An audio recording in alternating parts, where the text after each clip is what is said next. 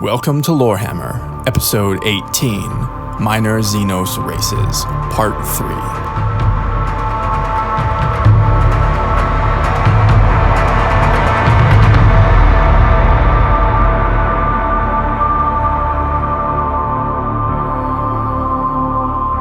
Hello and welcome back to Lorehammer. My name is Eric. And I'm wearing a Hello Kitty Band-Aid. This is Jordan.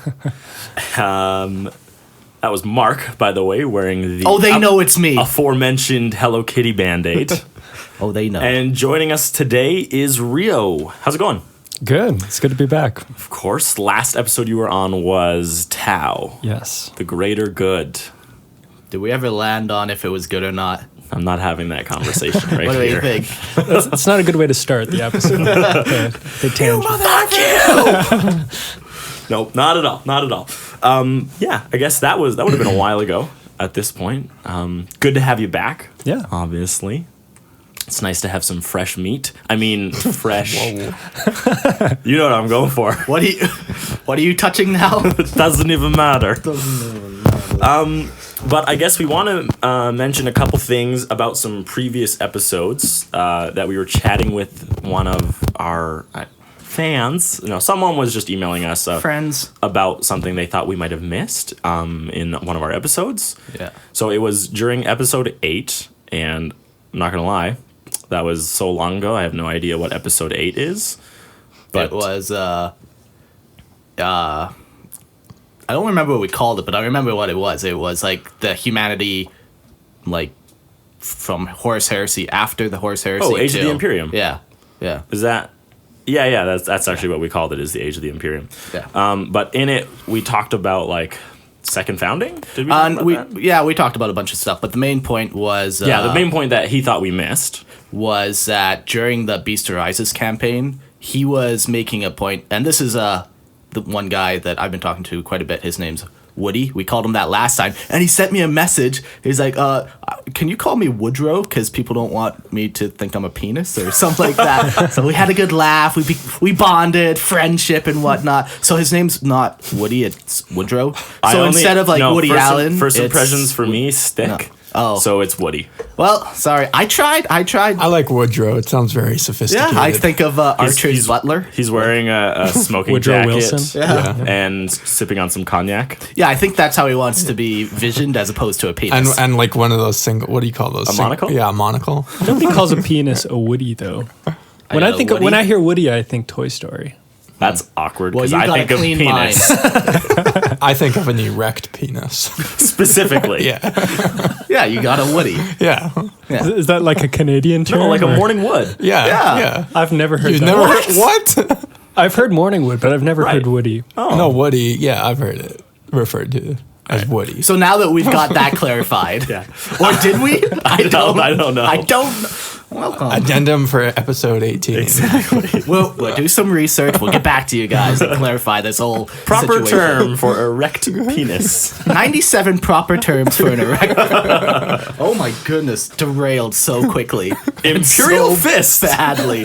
So during the Beast Arises campaign, one thing that we didn't mention and that he brought up was the entire Imperial Fist chapter was wiped out during this time, and like when we were talking back and forth, like I kind of brought up why we thought it didn't really matter, and that like it matters, I guess, and like I can see how some people would see it as important, but Especially if you really care about the Imperial yeah, fist. but just the way that they did it, in my mind, it didn't feel. You don't feel the impact of losing an entire chapter. So when the Horus Heresy happens and the Drop Site Massacre happens, the Salamanders, the Raven Guard, and the Iron Hands, they all suffer huge casualties. Like, I don't know the exact numbers, but they're probably 100 strong legions, and they get all wiped out to around like 10,000. Like, somewhere in those ranges. Which 10,000 Space Marines is still a huge number. That's still, that's still today's massive. time, 10 chapters worth. Yeah. That's 10 Imperial Fists wiped out. 10 chapters of Imperial Fists. Like, that's the equivalent. It's crazy. And they're still said to suffer to this day from the Drop Site Massacre, which was 10,000 years ago. Like, you feel the impact of it. Like, they're still suffering, like, these chapters. 10,000 years later, where Yeah. they should have had time to recuperate their numbers, and Yeah. for some reason they haven't. So Yeah, but even though they still had, like, a huge number of Marines, where when the Imperial Fists get wiped out, like, they basically just take from all their successor chapters and rebuild it in a day. Like, nothing really happens. Like, you just don't feel the impact of it. It's one of those. Feel severe. Yeah, it's one of those things where it's like, oh, they all got wiped out, but they're back now at full strength. Yeah. Like, it didn't take them, like, a millennium to get back to full strength. They were just back at full strength. Like, even the Ultramarines, when the High Fleet Behemoth happened, or is it Behemoth? I think it's the first one. It was either Behemoth or Kraken. I think it's Behemoth. One of the High Fleets, when they attacked McCraig, and they lost the entire first company, which is only 100 guys, it took them like 200 years to fully recover. Like, you feel the impact of it, and that was only 100 guys that they lost. Yeah, I mean 1/10 of their entire chapter. Yeah. But like Ultramarines also have the most successor chapters. Yeah. Right, so you'd think they would be able to recuperate easy. But Yeah, and they have such a large population, yeah, but like they explicitly say it takes. Yeah, they make a point of it. Like, this was a huge loss. Yeah. But it's good to know. The one thing. So then he countered me and he said, "Well, they lost the ability to go into sleep, like their their stasis. coma sleep or whatever." Which, like, that is an effect, but it's worth noting. But once again, you still just don't feel it. And I think that's why we didn't really mention it. If that matters, I don't know. But thank you. Yeah, no, the big thing is, like, we love these emails that you guys have been sending us and the back and forth that we get, because, like, we don't know everything about the lore. Oh God, no. Like, and we are going to miss stuff, and it's good to hear, like, other people's opinions and what they think and why. Yeah. The other point he mentioned was after the Beast arises, it's a direct thread from there to the creation of the Death Watch. Which I guess we missed. Which is, yeah. I think me and you got stuck in the argument of, well, this was when the Ordo Malus was founded. And it's like, well, no, technically they were always... No, right. It was the difference between the Ordo Malleus versus the Inquisition. I think it was one of those classic bittering moments where we probably... we're fucked. So... Yeah, that's the other thing that happened that we didn't mention, which is a pretty big thing. Yeah, that one's a pretty big consequence of the Beast arises. And I think another reason too why we probably didn't mention it was, like, we will do a Death Watch episode, and that's kind of when we'd talk more about their founding and for sure. But whatever. Yeah, it's just good to know that other people have different thoughts. Yeah, like, it's cool to see, like, what you think is important and what you would talk about as opposed to us. So thank you for your email, Woodrow. It's appreciated. Send more. Nice. Well, me and him are texting back and forth daily. So I cut my finger last night, and then he texted me this morning. He's like, "Oh, I seen your Facebook finger. Is your finger okay?" It's like, oh, he loves me. Don't show concern for Mark. It only makes him think he has value. Hey. On the topic, though, of sending us emails and stuff, we have been getting a lot of, like, more reviews on Facebook than I would have expected, which is awesome. Like, in this last, 3-week period, we've got a ton. Which is really cool, because it's good to know that you guys actually think we're doing a good job. But I have a favor to ask of you guys, and the favor is to review us on iTunes. iTunes is, like, our biggest area where people download from us, and the more people that review us, the more that potential listeners will be. If you've ever listened to a podcast, you've heard this spiel before, Well, hey, ours is unique. No, it's not. I'm just kidding. You all know it. Just go review us on iTunes if we're providing a service that you like. Take 5 minutes. 5 minutes? Take 30 seconds. How long does it take you to type, this is good? I got slow internet. I can't read well. My wife has to translate. It takes me 5 minutes, okay? All right, for regular people, just take 30 seconds and do it for us. Yeah, that'd be great. And keep sending us emails. Yes, please. It's great. Fun. Yeah. It's really fun. All right, well, let's do one of our other segments. Haven't done this in a while. Welcome. This is 40K's Not Funny. And it's a grim, dark place. It's a grim, dark, and I have a joke for you guys. All right. So, an Imperial Guardsman, a Space Marine, and an Inquisitor walk into a bar. The Guardsman says, "Ow." The Marine breaks right through the bar with his reinforced skull. The Inquisitor accuses the bar of heresy. When the bar refuses to confess or even move despite sustained torture, the Inquisitor executes the guardsman for failing to defeat the bar in combat. Oh boy. Yeah. So 40K is not funny, guys. Very serious place. Yeah. And no one's safe, not even the bar. Not even the bar or the guardsman. Oh boy. Yeah. Anything else before we dive right into it? I'm ready. All right, let's do it. I'm buckled up and ready for another fast-paced adventure. And part 3 of Minor Xenos. We're almost done. Yeah, we got one more after this. Yeah, and the last one, it will be so quick. I'm feeling it. We struggled to write this outline. Like it was. Yeah, I think we tried to write it like 4 times. Yeah, it was so tough. We'd get together. I'm at my computer, and Mark's just like no one wanted to read. No one wanted to type. It was bad. But let's do this. But we struggled through for you guys. For you. All right. Let's get in. Today we are going to talk about the Oreti. So the Oreti, they are described, their males are small, stealthy creatures. They have long forelimbs and a single back limb. So I kind of picture it like an arm is literally growing out of their back. So like a tail? Or? Yeah, I think it's more of a tail as opposed to like... I pictured it like at the shoulder blades. Oh, what the heck? That's why I thought it was so You're weird. sick, Eric. You're a sick man. No, I think like more of a tail. A tail would make more sense, but an arm. Okay, but it has like a hand on it? Yeah. At like the tip of the tail? Yeah, a nice little grabby hand. with an opposing thumb too, so it can... On both sides, 2 opposing thumbs. Ooh. Oh, that'd actually be really useful. Double grip. Yeah. This allows them to make powerful jumps. Like, I guess it's like a spring they can push themselves off the ground with. The females, so this is the interesting, is the males are small, but the females are twice the height of a space marine, which is pretty big. How many feet is that? It's like probably around 14, 15, 16. 16. It's crazy. Well, a space marine is 10 feet in power armor. Oh my god, no, they're not. Yeah, they are. You're trolling. You're trolling me. It's pissing me off. We just need to do a space marine episode. So what you're saying is the females are BBWs? Big, beautiful women. Big, beautiful women? Well, I mean, who's that one guy in Star Trek who screws all those aliens? All of them? I don't know. The captain. William Shatner? Like Picard. Kirk? No, Kirk. Yeah. I'm no Kirk. But maybe. I don't know. You know? The already legs, they end in hoofs, and some can speak Gothic. So obviously they have their own way of communicating, and they can somewhat communicate with us. They create energy weapons that are held by their stomach hands. So they got a tail hand, and now they got stomach hands that hold their weapons. I don't get that. I don't get it either. Okay, so replace your nipples with hands. and lower them. Oh, yes. Yeah, lower them to where your stomach is. Oh, okay. Yeah, just like little like T-Rexy arms. I more think of it like pincers or mandibles and less of like actual hands, but that's... Yeah. I don't got anything other than what Lexicanum says.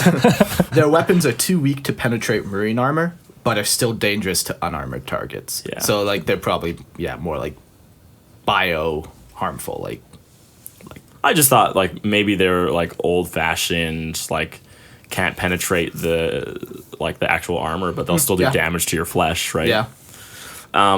They also wield gleaming blades, and they have iridescent armor, so very shiny. These guys. They are a wanderer race, scavengers and carrion feeders, and apparently they're just a shadow of what they used to be because their planet was destroyed at some point. Mm-hmm. So it kind of forces them to be wanderers and scavengers. And they live in small, dirty villages, but can make crude spaceships. So it's like a race that it's like you're stuck in like an old, like a backwards type of technology, and then you get like shot forward because like of some outward interference, and so you like skipped all the middle parts, right? Like you can have spaceships, but you don't have any weapons that are capable of dealing with other spaceship people, right? Like you're missing some stuff there.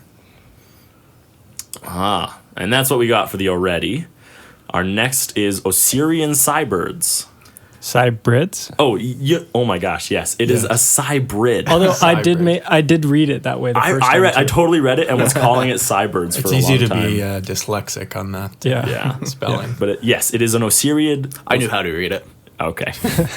I knew the whole time. Will you pronunciate it for us, Mark? They are a highly psychic race, and they're clad in Baroque armor containing ghastly, barely visible corporeal forms. Yes. Of mist. So it's like the armor like contains their body. That's how I picture it. Yeah. Yeah. So I wonder if they can. Cool image. I wonder if they can manipulate their arm, like their body, and they could like take any form of armor, right? I see why not. Maybe they make like a humanoid one, but they also make like one that can like crawl along the ground, or one that's really tall. Yeah. Right. Because it doesn't sound to me like they have any actual like shape. Yeah. Yeah. What do they mean by Baroque armor, though? Like highly ornate? Like when I hear Baroque, I think of like very. Like an older style. Yeah. And also like, ornate is a good way to describe it. Like a lot of attention to detail. Yeah, stuff like that. Like when 40K talks about Baroque, like don't they normally talk about like something in the past? Usually. Well, I think the only other time I can think of the word is him. Trazen the Infinite, yeah. But yeah, you're right. It's like highly engraved or like stylized, like an artificer armor. Yeah. Okay. Their ships, like their spaceships, were tall and hourglass shaped. I think we seen a picture of it, did we? I'm pretty sure we did. And it was super tall. Very, yeah. Like they instead of like lengthwise, flip the ship like height-wise. Yeah, they were vertical in their orientation. Yeah. The one thing that's crazy too about them is like, so they're highly psychic, and they have the ability to mentally enslave other species. So naturally, this pissed off some people. Right, of course. And the Imperium is not one for being enslaved to Xenos, so they sent the Ultramarines sent a legion against them, and this was like during the Great Crusade and before they had their Primarch. Yes, yeah. And they took heavy losses. The Ultramarines did. Yeah, Ultramarines did. But then, in true Imperium fashion. Yeah, they withdraw, and eventually they find like their Primarch, and then like the Primarch goes back and like redeems this slight on the Legion's history. Yeah, apparently like when Reboot came back and he when they gain Reboot and he like assumes control of the Legion, like he is said to notice like a slight or pallor that like rests over the entire Legion from this defeat that they had. Wow. And he said like he had to plan for like decades because he wanted to like regain their honor or something during this, because he like everyone was in a funk until they went and did this. Yeah. Well, it was probably one of the few losses that the race, especially for the Ultramarines, right? Yeah. So these guys must have been pretty powerful then. Like I can just imagine them like psychically controlling other Space Marines, and like I don't know if they actually did, but maybe. We can only imagine, right? I'm imagining. Good. But what was crazy is he took 100,000 Marines in his assault of the Osirian Cybrids. That's a lot. That is a lot. That's probably like one of the few times that many Marines were gathered in a place. Like you could probably count the number of times on like 10 fingers. Yeah, like obviously like the Siege of Terra had more, but you know, I know what you're saying, yeah. And it was apparently like an honor to be, so they boarded them. It was like a frontal assault boarding when Reboot like fought the Osirian Cybrids. And normally like, you do your long range batteries and you like wear them down, and then you send in your like tactical guys to do fast attacks, wear their guys out. But this was just a straight frontal assault board for the Ultramarines. And it was like people like vied for the option, for the ability to go be part of the frontal assault. Yeah, it's like everyone exactly. Everyone like viewed it as like this is what was their redemptive moment. Yeah. So I don't know if they say they exterminated them. They definitely won the battle. Yes, and you can draw conclusions from that. Yeah, exactly. It was too big of a slight for them to leave unanswered. Yeah. The next race is Paramours of the Morpheus Rift. So that's a interesting name for a race. Yeah. Like I wonder if like, hey, it's a paramour of the Morpheus Rift. Right? Like they're described as abominations and a horrible threat, and they were confined to a small area near the galactic core. Unfortunately, it's all we got on that one. Yeah. Although the word paramour that means lover, right? It makes me think That's of what like I think sirens when I look at this. You know, Okay. like I don't know. I'm not sure. When I think of paramour, I always picture a parasol, which is just like that umbrella. Oh, okay, yeah. But Yeah, or the band. Yeah. or yeah, that one. not the umbrella. And after the paramours, we have the Feroki. This is okay. I thought this was one of the dumbest ones that I've ever read, actually, because so they're described as they fought with the Tau Empire, and the Feroki can't see the color bright green. So the Tau use this to their advantage by incorporating it into their camouflage. Now, Mark, why would the Tau have to do that when they can turn invisible? When they have stealth suit technology. Yeah. That literally Renders what they are invisible. Well, have you ever heard of the rule of cool? I have. Isn't this cool? Isn't turning invisible cooler? Shit, you're right. Like it's so dumb It to is be like, odd. Yeah, I agree. agree. The only thing I could think of is this was a time before they had stealth suit or maybe it was like a capabilities. commando campaign and they didn't have access to the tech at the time. But you're right. Like it's such like a weird. Right, like the thing. Imperium, like would the Ultramarines change their armor color? No, to no. incorporate the color green. No. Well, that's a unfair example because Would like the Death Corp of Krieg do it? their color scheme is red because of all the bloody bodies. Right, but that's what I'm saying, Even like, if they change it, give it's them so- a day and the bodies will just stack up and it'll be red again. Oh boy. It was odd to me that like the Tau, they use this bright color green and they painted their stuff.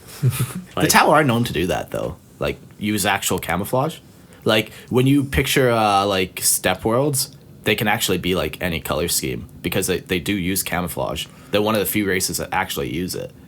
Yes. Like No, and I do see that. I know. Like, It's weird. It's like they sure. don't need it Why don't they need it? because they have invisible technology. Okay, that's why they don't need it. And But what's the point of camouflage when almost every race has like some form of infrared? maybe these guys didn't. I know, specifically. Eric! They also can't see Eric! bright green. If they don't have infrared, it's not even a threat to the Tau. Because if they can't create that, the Tau are just going to wipe them out with their superior tech. That'd be a funny battle to watch, though, would because be they a kind of just joke. like walk around them and just destroy them. Like I guess there could be some funny stuff with just that. be like chopping down a forest, you know? Oh no, the Tau. This is something the Tau would do too. Those fuckers. Chop down for A tree. You're pissed off because I they am. use wood. Save the trees.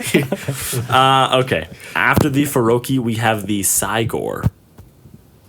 And this is another race where all they did was created a weapon. They have the crystalline handgun of some types. You could probably assume that it's called the crystalline Cygor handgun, or to some That's effect. a very safe yeah, assumption. yeah. It's a waste of a cool name, though. The Cygors? Cygor? Yeah. For real. Yeah. Because I think of like some massive creature. Yeah. I think of like a Chinchian beastmen, like a gore. Like remember how we were okay. talking about gores? Oh, Yeah. Yeah. Like the blood gore and the, Yeah, like a Cygor, like a psychic gore Okay. from Chinch. But a Minotaur. sure. Don't. He's touching me again. No, I'm not. Okay, our next race is the Poctroon, and we could go into the Poctroon, but actually Rio was, Yeah, I was Rio just was thinking. with this on our last episode that we did the Poctroons. They were a Tau. They were the first race ever to be assimilated into the greater good. We actually have a whole discussion on them. Go listen to episode 11 if you want clarification. Yeah. It's actually quite interesting. It is. It is. Because Yeah. there's a lot of good debate about that one. The next race we're going to talk about is the Coral. An intelligent, advanced insectoid alien, and they're bug-like.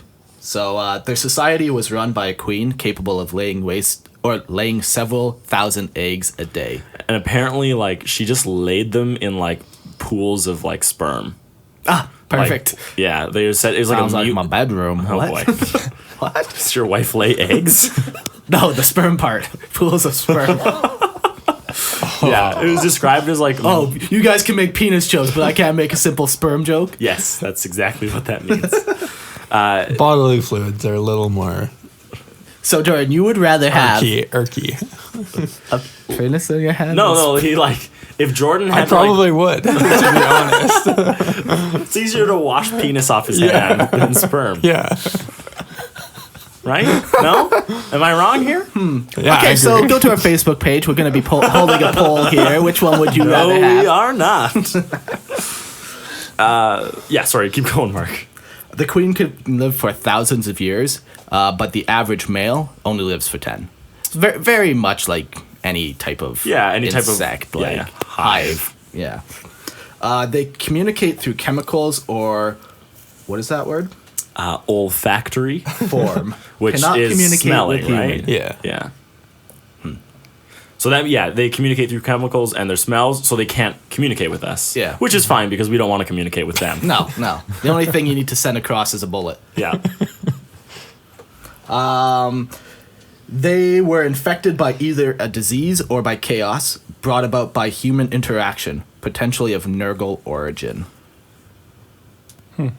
So humans are just dirty and they spread a Nurgle disease. I mean, yeah, pretty much. And we say they're the plague on the galaxy.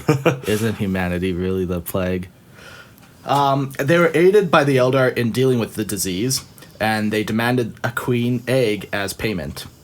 Yeah, it sounded like the Eldar wanted to help create like an untainted coral. They were like, look, your race like was diseased or whatever, but if we take a queen, like we'll create or we'll help like keep it safe, so it'll like will grow into like an untainted version of your race. Yeah, I don't know. It like the Eldar don't like chaos, right? So right, maybe they're absolutely. trying to yeah.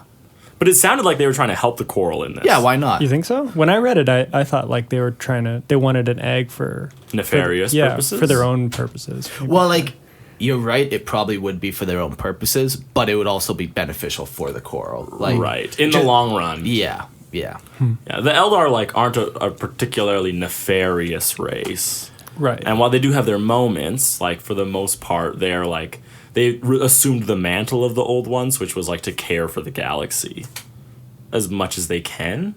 They're not good at it now. No.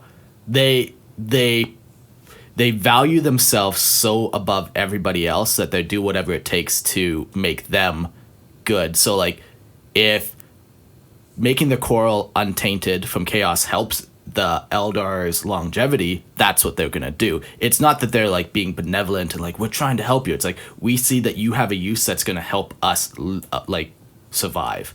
Just like when they resurrected Rabu Gilliman, they did it because they could see that humanity could fight off chaos. Okay. Like it's not that they're like, oh, these Monkai are gonna be great, and like we can't wait to see them prosper. Like it's like I don't know. It's for some reason that's my image of them. No, like not at all. The Eldar are all about like Eldar supremacy. Racists. Like, oh yeah, most things are. Most things are. Yeah, so they had coral mine grub infestation. Oh, sorry, you kind of skipped something. Oh. But because the Eldar wanted the coral egg as like a repayment for helping them fix the disease, but the coral refused. So then the Eldar stole an egg, right? And then the coral they just happened to have another queen or whatever at that time. So I think there's multiple queens. Like it sounded like this disease almost wiped them out. Yeah. Right, and so they were like on the verge of being wiped out. So, but they happened to have another egg, so the coral race survived. Yeah. But they're all pissed at the Eldar now. words. Yeah. Now you can go to your mind grub. I don't Sorry, want Mark. to. Okay. So the coral mind grub is like one of their forms, I guess, and it infests psychers, and it aids like the mind grub helps the coral control like these psychers from other races, and that's what allows them to have warp travel. Is they would like infest these psychers, and then they would use the psychers to help navigate the warp. Yeah, it's pretty cool actually. Yeah. They've achieved warp travel, and Tau haven't. What does that say about the Tau? Intellectual superiority. They know the warp is bad and they want nothing to do with it. That's a lie. Because they have some people in their greater good that have used psychic powers. They don't put they allow other races to do what they want. They're not dictators. Okay. I'm not willing to have the conversation. So they modified their spaceships with Imperial tech, and their spaceships were kind of cool because like they're segmented, like, and they could attach and detach, and like yeah, they're like little pods, and you could grow a giant spaceship, or you could have a bunch like little fleets. I just imagine like an Imperial encounter with them, where like the Imperial open fire on this huge, massive, but it ship. Just splits. Yeah, and like just bullets go past everything, and then and then they go back together, or they swarm around. Like it would be a cool image. Their vessels are highly advanced and heavily armed. Yeah. Mm-hmm. Yeah, and they use like. If they use Imperial tech, they probably use other tech too. So they probably just find whatever is like super crazy and put it on. Mm-hmm. Also, when I was looking at a picture of their kind of the portion of the galaxy that they control, it's actually quite large from what I saw. That they control or that they're active in? No, like that's under their control. I think they're actually somewhat major players in terms of different races in the galaxy. Yeah, like anytime you see like a insectoid bug-like one, you can just see that they would have a bunch of numbers, which makes it so you can control a bunch of territory, right? Mm-hmm. I think this is one of the few races, though, that actually humanity would view as a threat to the galaxy as a whole, because I think they're pretty rapidly expanding too. Yeah, the queen can lay 1,000 eggs a day, several thousand, and there's like multiple queens potentially, and like it's one of those like exponential growths, right? Yeah. All right, so the next one we're going to talk about is the Rak'Gol. A lot of people love these guys. So first thing, go check an image of them. Yeah, they do have a picture, and it's pretty detailed compared to a lot of the Xenos ones that we have. They have multiple pictures even, too. Do they? Yeah. I just see the one. But let's do a quick description of what they are. They have 8 limbs that can be used as legs or arms. Yeah, so if you almost look at them, they have like 4 legs on the bottom, and then they have a torso with 4 legs on top. But they can like bend down at the waist and then use all their legs / arms for locomotion. But like they only need 4 of them to walk. But then if they really want to go for it, like then they hunch over and they use all their legs. I like to think that then the back portion can lift up. And then they're backwards. They are tall, though, 2.6 meters. Yeah, and they're reptilian in appearance, and often their body parts are customizable. Like they'll use enhancements, like they'll put gun arm, armored arm. I saw a picture of one with like a chainsaw arm. Chainsaw arm, classic chainsaw arm. Like so. Yeah, even though they're reptilian, like the older they get, the more and more enhanced they get, and eventually you wouldn't notice that they're reptilian really, because some of them become almost fully robotic, like which is an interesting measure of what they are, or who they are in their society. Yeah. So we'll get into that. They are savage and brutal creatures, more likened to beasts. Nothing is more important to them than the hunt, and much revolves around the kill itself. Sound like Predator. Yeah, a little bit, yeah. Yeah, even their picture, they kind of look like a cross between an alien and a predator. Right. Yeah. Maybe they drew from both, because the alien loved the hunt. The Predator was the... No. What am I thinking of? Aliens I have it like backwards, don't I? Yeah. Aliens are the stereotypical. The Xenomorphs. Yeah. Yeah. Okay. So I was right with Predator with the mouth thing, the blah. Yeah. And the dreads. So they have like a caste system, and like I said, like most of the things revolve around the hunt. So therefore, like their caste system also kind of revolves around that. So they got 4 different classes of or rankings. Yeah, 4 different rankings or castes or whatever you want to call them. The first caste, and it's the most common, and they're called the Marauders. And it's like the average guy, like you're born, you're one of these guys, like this is where you start. Over time, you eventually like prove yourself in battle, and you might have other people or other Rak'Gol that like follow you. And at this point, like all Rak'Gol will slowly become more and more enhanced. So these guys are a little more enhanced than the Marauders. Yeah, by technology, right? Yeah. And these ones are called the Clutch Masters, and they're responsible for a group of Marauders and the blooding of a Marauder. So it's like it's like your first trial, like right. It's like a mentor. manhood, like right? Not your manhood, but you Your know, alienhood, your your Rak'Gol hood. Yeah, like it's your first kill. Like, so this guy will be your mentor and help you achieve like your goals in life, which is to kill and to hunt things. Yeah. Sorry, go ahead. No, you can go for it. Well, I just want to say, like, once, like, the Clutch Master, once they help you blood as a Marauder, like, they'll present you with your bionics and your cybernetics, which is kind of cool. It feels kind of ceremonial. Yeah. Right? Yeah. So you look at this race, and they're described as being savage and brutal creatures, but even they have their own, what they deem is, like, important and has value to them. Yeah. So after that, they have what's called the Brood Masters, and this is just, like, they lead multiple Clutch Masters who lead multiple Marauders. Right. You know, it's just the next level up. And they're known because they have a large amount of cybernetics and enhancements. Like, they're more, at this point, machine than Rak'Gol. Then after that, we have Abominations, which are the leader caste and the rarest form of the species. They appear to be some sort of spiritual leader and responsible for positioning the Rak'Gol across the galaxy for raid. So as a spiritual leader... Yeah. Could we assume that they even have some form of religion? I would think so. Right? I gotta wonder what that looks like. I don't think it does mean that they have like a religion in the sense that your guys are thinking. I think it more is like revolving around the hunt and the kill, you know, and the blooding, and like I think that's more of like if you want to feel like spiritually whole, you need to go kill something. Like I see it more as that, as opposed to we're worshiping this divine being. The only reason I might argue against that is because I doubt a Marauder or even a Clutch Master, and probably most Broodmasters, have any interaction with an Abomination. Like, because they're so rare, right? It's like if there's the Primarchs, right? There's when they were in the Great Crusade, like the Great Crusade is fought across how many planets with how many men? How many people actually saw a Primarch? All.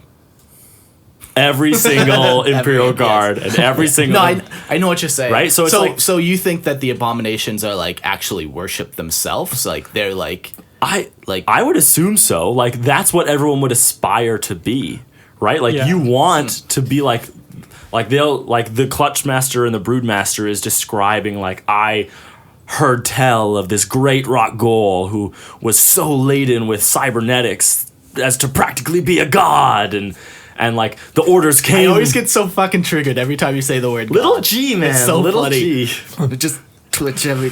Sounds so cool though. I really want to see a picture of one of these. Yeah, it's like would they like they're an abomination. They're unrecognizable. Like that's what every Rak'Gol to me would aspire to do, right? They want to be so covered, and once you reach that point, like you function differently. And I don't suppose these guys have miniatures, do they?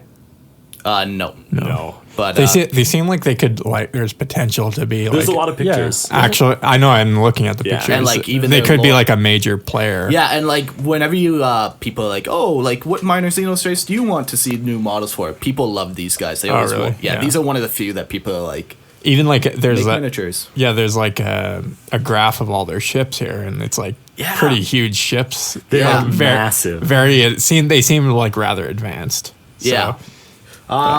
Well, like they're advanced, but they're super brutal, and so their technology like is often brutal for the sake of being brutal, as opposed to like an elegant type of weapon that like it's not stripping your molecular DNA particle whips. It's not like neatly killing you. No, like their guns. It's a good way to put it. Yeah, like their main gun is called a razor gun, and it fires barbed slugs.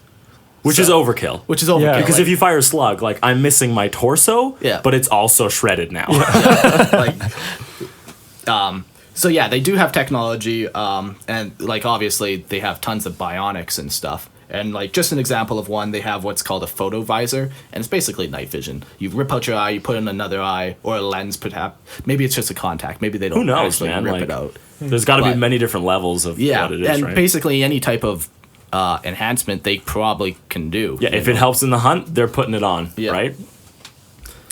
And then we'll talk about their starships, which are go look at a picture of their starships, because like Imperial starships are kilometers long, like 10 kilometers long, and these ships are bigger than that. Yeah, they specify that they are larger than Imperial starships, which Yeah. makes them massive. Yeah, and like they have a cool like image too. Like they're almost sleek, but like everything ends in a point. Like it's very like they're cool looking. Like to me, it looks like it was a weapon that they attached jets to. You are 100% correct, and we'll talk about that in a second.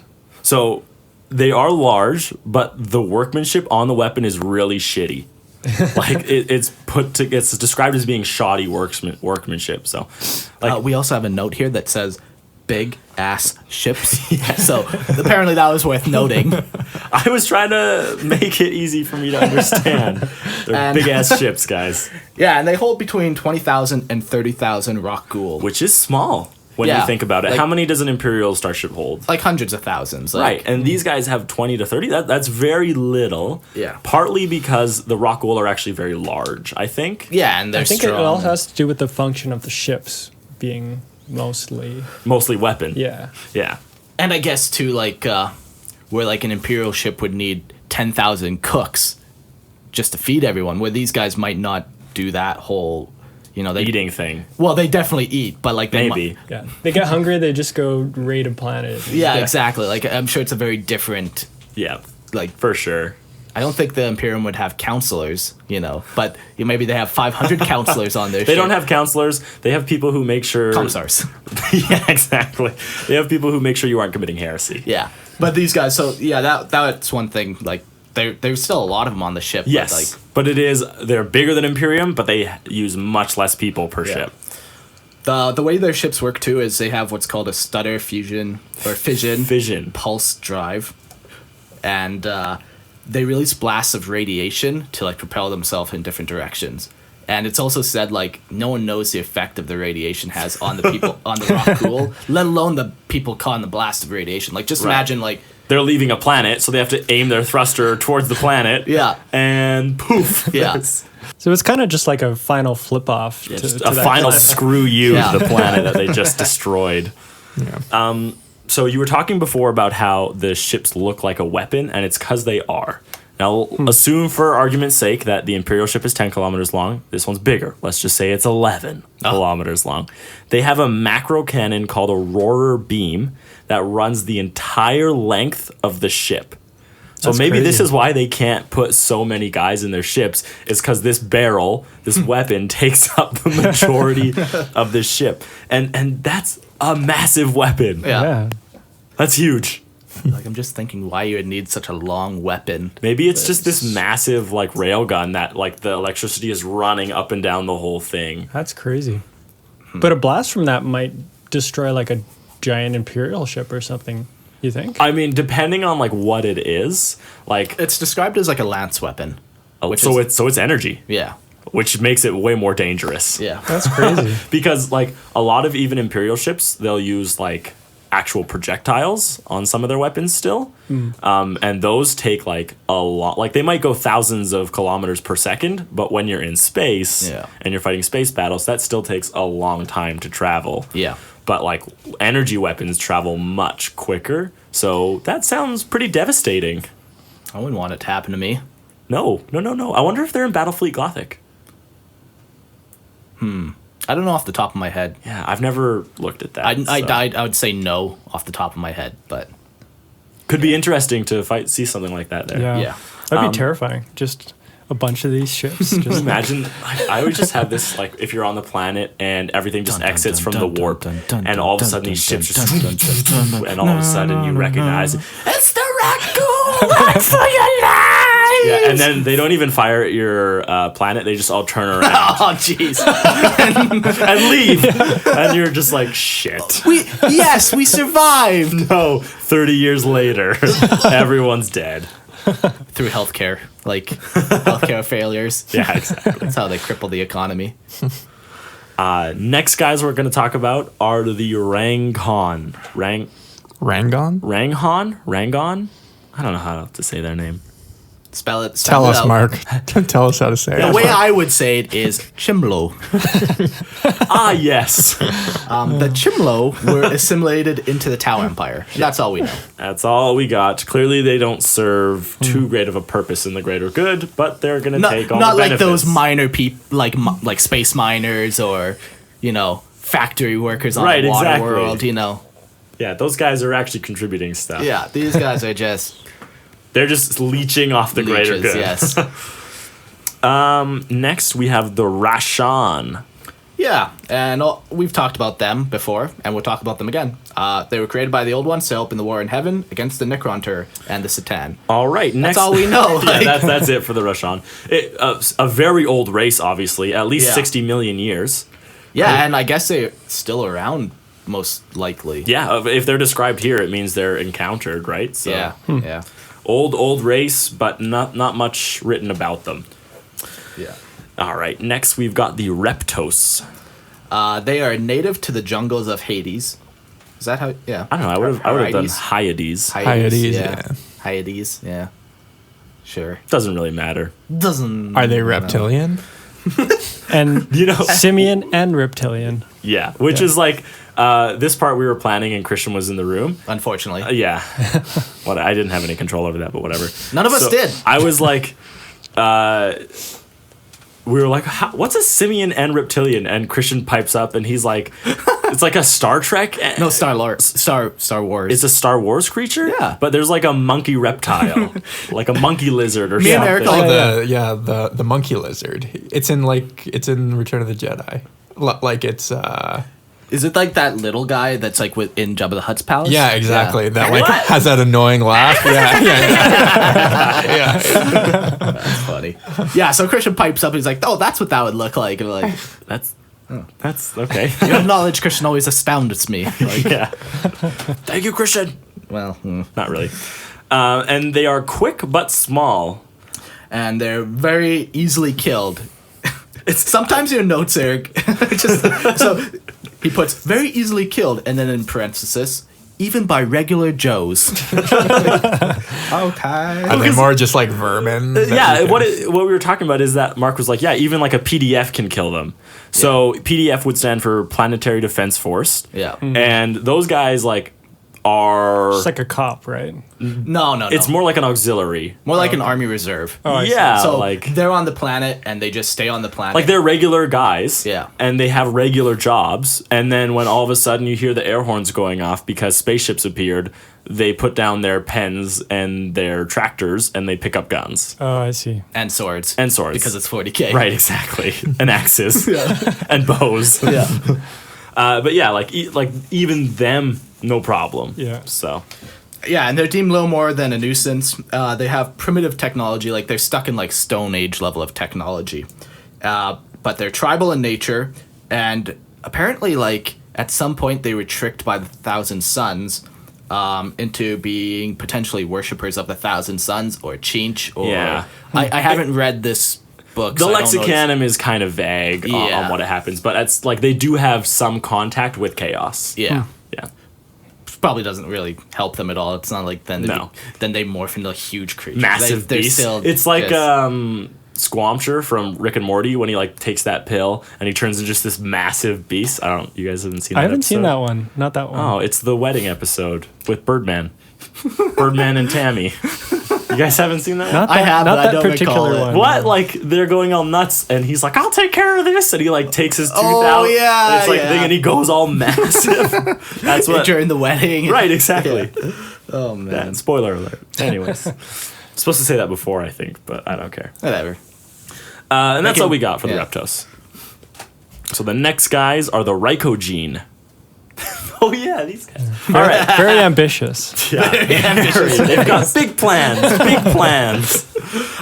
Their first contact was during the Great Crusade, where they attempted to kill the Emperor. And how about did they try this? They boarded his flagship, The most heavily armed and dangerous ship in the entire galaxy. most heavily guarded, How did they even get to board it without being knows? blown out of the sky? incinerated by his overwhelming psychic power? That's my question. Maybe he just let them because he thought it'd be funny. And he's so bored. Yeah, and the custodes on the ship are like, please, just let him evade us. Yeah. Give us something to do. Yeah. Like, because they don't need to actually be bodyguards to the Emperor. No, he's the Emperor. So, like, they don't technically have a job, so they need to do something with it. Why do you think they have their blood wars? They're so damn bored. Blood games, yeah. Sorry, blood games. They're so bored. So I can guess how this encounter ends. Like, obviously, they kill the Emperor. That's how he gets interred on the Golden Throne. Right. Surprise, surprise. Like, we have the Age of Darkness. Yeah. So that's unfortunate. Yeah. But wrong. Obviously, this doesn't work at all. And in reprimand, the Imperium launches a campaign of annihilation and exterminates the race as a whole. That's funny. you could just, like, what goes through their head when they do this? Like, was it just, like, their first encounter with the Imperium and they didn't know? Maybe it was like some rogue punk teenagers. No, on a dare. Go vandalize that ship. Like, And then all their parents back home, they like see this crusade coming to destroy them. Oh, man. yeah. Johnny, what did you do? Who's nothing, Ma? Just some big Emperor guy. Oh, boy. Terrible decisions were made. Yeah, they're gone. All right. The next guys are the Saharduin. And they were lost. They lost their homeworld in an invasion by the Space Wolves during the Great Crusade. So I don't think it doesn't specify that they were destroyed. It doesn't really sound like they did. Yeah. But they're now wanderers in a galaxy ruled by man. Come on, let's be honest. They're dead. They're dead. They're all dead. Maybe. Probably. This list of Xenos is either dead or soon to be dead. Right. There's only two kind of Xenos out there. Yeah. Dead or about to die. Yeah. And there's only one kind of good Xenos, and that's a dead Xenos. All right. No, I'm not a Necron player. Tell us more. No, not here. Not in public, Mark. The next race we're going to talk about, because it all happens in his garage, that's why.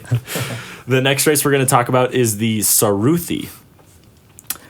And they are a small and ancient empire of 40 worlds. Around. That's what that little symbol means, Mark. The wavy line means around. Approximately. Wow. The more you learn. I'm not going to learn it. I'm just lazy. In And one, I didn't want to type out the whole world around or approximately, so I put the squiggly line. Wow. Interrupt me. I was in the flow. All right, go back in your flow. I'm peeing. Oh my god.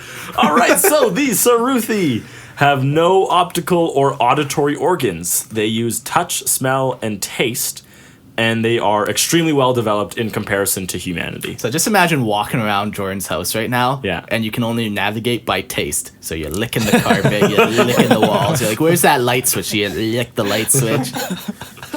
So it's a good life, I think. Mark, you could also just touch and smell things. No. Oh, no. You got to taste them. I got a cut on my finger. The hand's no longer use them. useful. I got to use my tongue. And they're described as arachnid and crustacean, and they have 5 limbs. Like when they describe Heavily armored spiders. yeah, like, and they're described Or as crabs. like yeah, Crustaceans. Arachnid. Or, yeah. Arachnid crustacean. Oh, odd. yeah, like they're described as having like a flat body like a crustacean, but then their legs are probably like hairy and like more built like a arachnid or something like that. Is there a picture of them? I don't think I there don't is. think so. But apparently they walk on stilts. Yeah. Yeah. So that is interesting because they are already tall. Yeah. Right. So they have 5 limbs and they're 2 meters tall and twice the mass of a man. So they're large and big. But they also walk on silver stilts. Yeah. And it adds an entire meter to their height, which is like. Have you never done anything for the sake of vanity? And from the middle of their body, apparently they have a boneless neck, and then their head sits on top. Oh, really? Really? Yeah. So it's kind of like a disc, and then the head rests Yeah, on top. I think of like a starfish, one of those starfish with the really long limbs. Okay. And then just a head on it coming out of the middle, you know? That is odd. Not weird at all. No. Welcome. And then to the head wouldn't have eyes, right? Right. Of course. No eyes or. So it's just a mouth and a brain. I wonder, like, how does it And a taste? nose. Oh, taste is in, like, maybe it just tastes the air around it. It's not actually licking stuff, Mark. Yes, it is. No, it's not. That is canon. That'd probably be more likely. Yeah. Licking things? No, that it tastes the air. Oh, around. Yeah. okay. I thought you were saying Mark's was more likely. Jordan, don't agree with him. Don't validate him. Definitely not. I got fans now to validate me. Oh, God, please don't.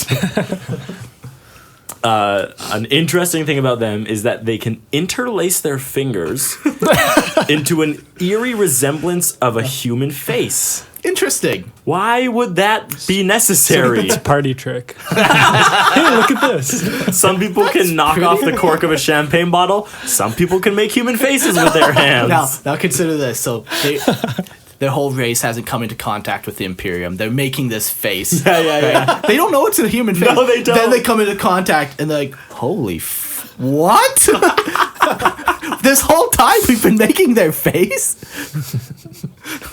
Or maybe they just throw like a blanket over top of their whole body, and then They do just, puppet shows. and they just put their, That's their version of the theater. Oh, boy. They can generate some type of like blue electric energy field around their head, and it's capable of firing offensive like bolts of energy. Yeah. Like, Necessary. yeah, it's kind of cool. Like, Yeah. it's like a natural thing. It's not like a warp generated flame. It's like a static charge. Is like how like they're like eels and stuff. Like, Right. there are things that can generate like Yeah. Electricity. yeah. It's interesting that they can shoot it though. Yeah, Like they can direct a blast of Yeah. it or something. Yeah, that's pretty cool. But they are also very knowledgeable, and they covet like chaotic technology and knowledge. Yeah. So there was a time where they gave shelter to a group of humans fleeing the Empire in exchange for, it's called the Necrotuk, which is just a chaotic tome of considerable power. And like, part of me wonders, because they also have access to like a fourth dimension, and that allows them to like create these like crazy landscapes, or what they call like tetrascapes. Yeah. And it's like really tough for us who we exist in like our knowledge of the third dimension. It's like really disorienting for us to like observe them or be in them. So it's like reality warping, right? Like it makes me think of like Necron ability to like manipulate reality. But it's also weird to me because they also have a lot of warp power. So I don't think this ability to manipulate reality stems from the warp itself, but it almost sounds like they gain their knowledge from the warp. I don't know. It's not super clear. But in the Necrotuk, because this is what the Necrotuk is, a chaotic tome of considerable power. So they sheltered some humans in exchange for that book, but the Necrotuk like completely corrupted their minds and their souls and their genetic code. And like civil war like erupted throughout their race because of like this book. This corruption, yeah. Yeah, and it like considerably like shrank their empire. So before they were around 40 worlds, now they're much, much less. Yeah. So years later, after like this corruption like took hold, there was an inquisitor by the name of Eisenhorn, which is a really sweet inquisitor. He attempts to locate the Necrotuk, but apparently it was like destroyed. Yeah, so by the Saruthi. Right. Like- they did it themselves. Yeah. Yeah, because it like corrupted their race. So Yeah. they're like, oh shit, take it back. They can't though. So it's destroyed. And then he's like, well, can't find the book. Exterminate the planet. I hadn't come all the way here just to do nothing. Right, exactly. Gotta do something. Yeah. Can't waste the precious resources of the Empire on nothing. Yeah. A wild goose chase. And the planet was exterminated. It was exterminated. Yeah. So The one thing to mention too about their use of that fourth dimensional thing is apparently that like that's their way to like travel. And they described it a lot like the webway, where it's like this weird like place in between the warp and the materium. You can travel through it and like, but it's different than the webway and how they do it. Yeah, It's like pretty you said. powerful though. It's crazy, It yeah. definitely would be, because it sounds like it's without flaw. Like Yeah. they don't say that it's not built of like warp. It's built of like this fourth dimension. So if Yeah. you have a way to travel interplanetary like this without having to rely on the warp, Yeah. you'd be doing pretty well. Yeah, But pretty wild. just chaos corrupted them and they lost any ability they had. Yeah. And then the Imperium happened, so We've all been there. we've all been there. All right. The next race is the Scaphalids. Scaphalids? Who knows? But they are an insectoid race. They have many limbs, a carapace, mandibles, Boots. gloves. Additional notes. They have no effect. This is just a little community quote for you guys. Just a little community. They have many eyes and they walk upright. They can grow into great sizes as they age. Like, I wonder what that means. Who knows? Yeah, It's a great size. Exactly. Is it like Yeah. the size of a small house? A hill? Well, I think they probably just keep growing. Like they never stop growing. Right. It's That's like kinda cool, actually. Because it's like most creatures that have like that hard shell, they molt.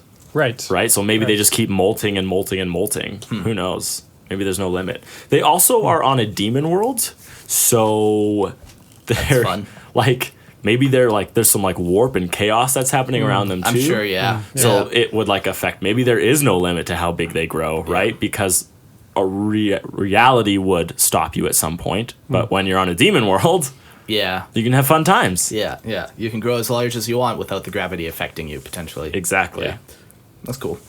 On this demon world, I guess their society functions around clans, so they're like, clan based. And at some point, a worshipper of Khorne came to this demon world and basically showed them the wonders of Khorne.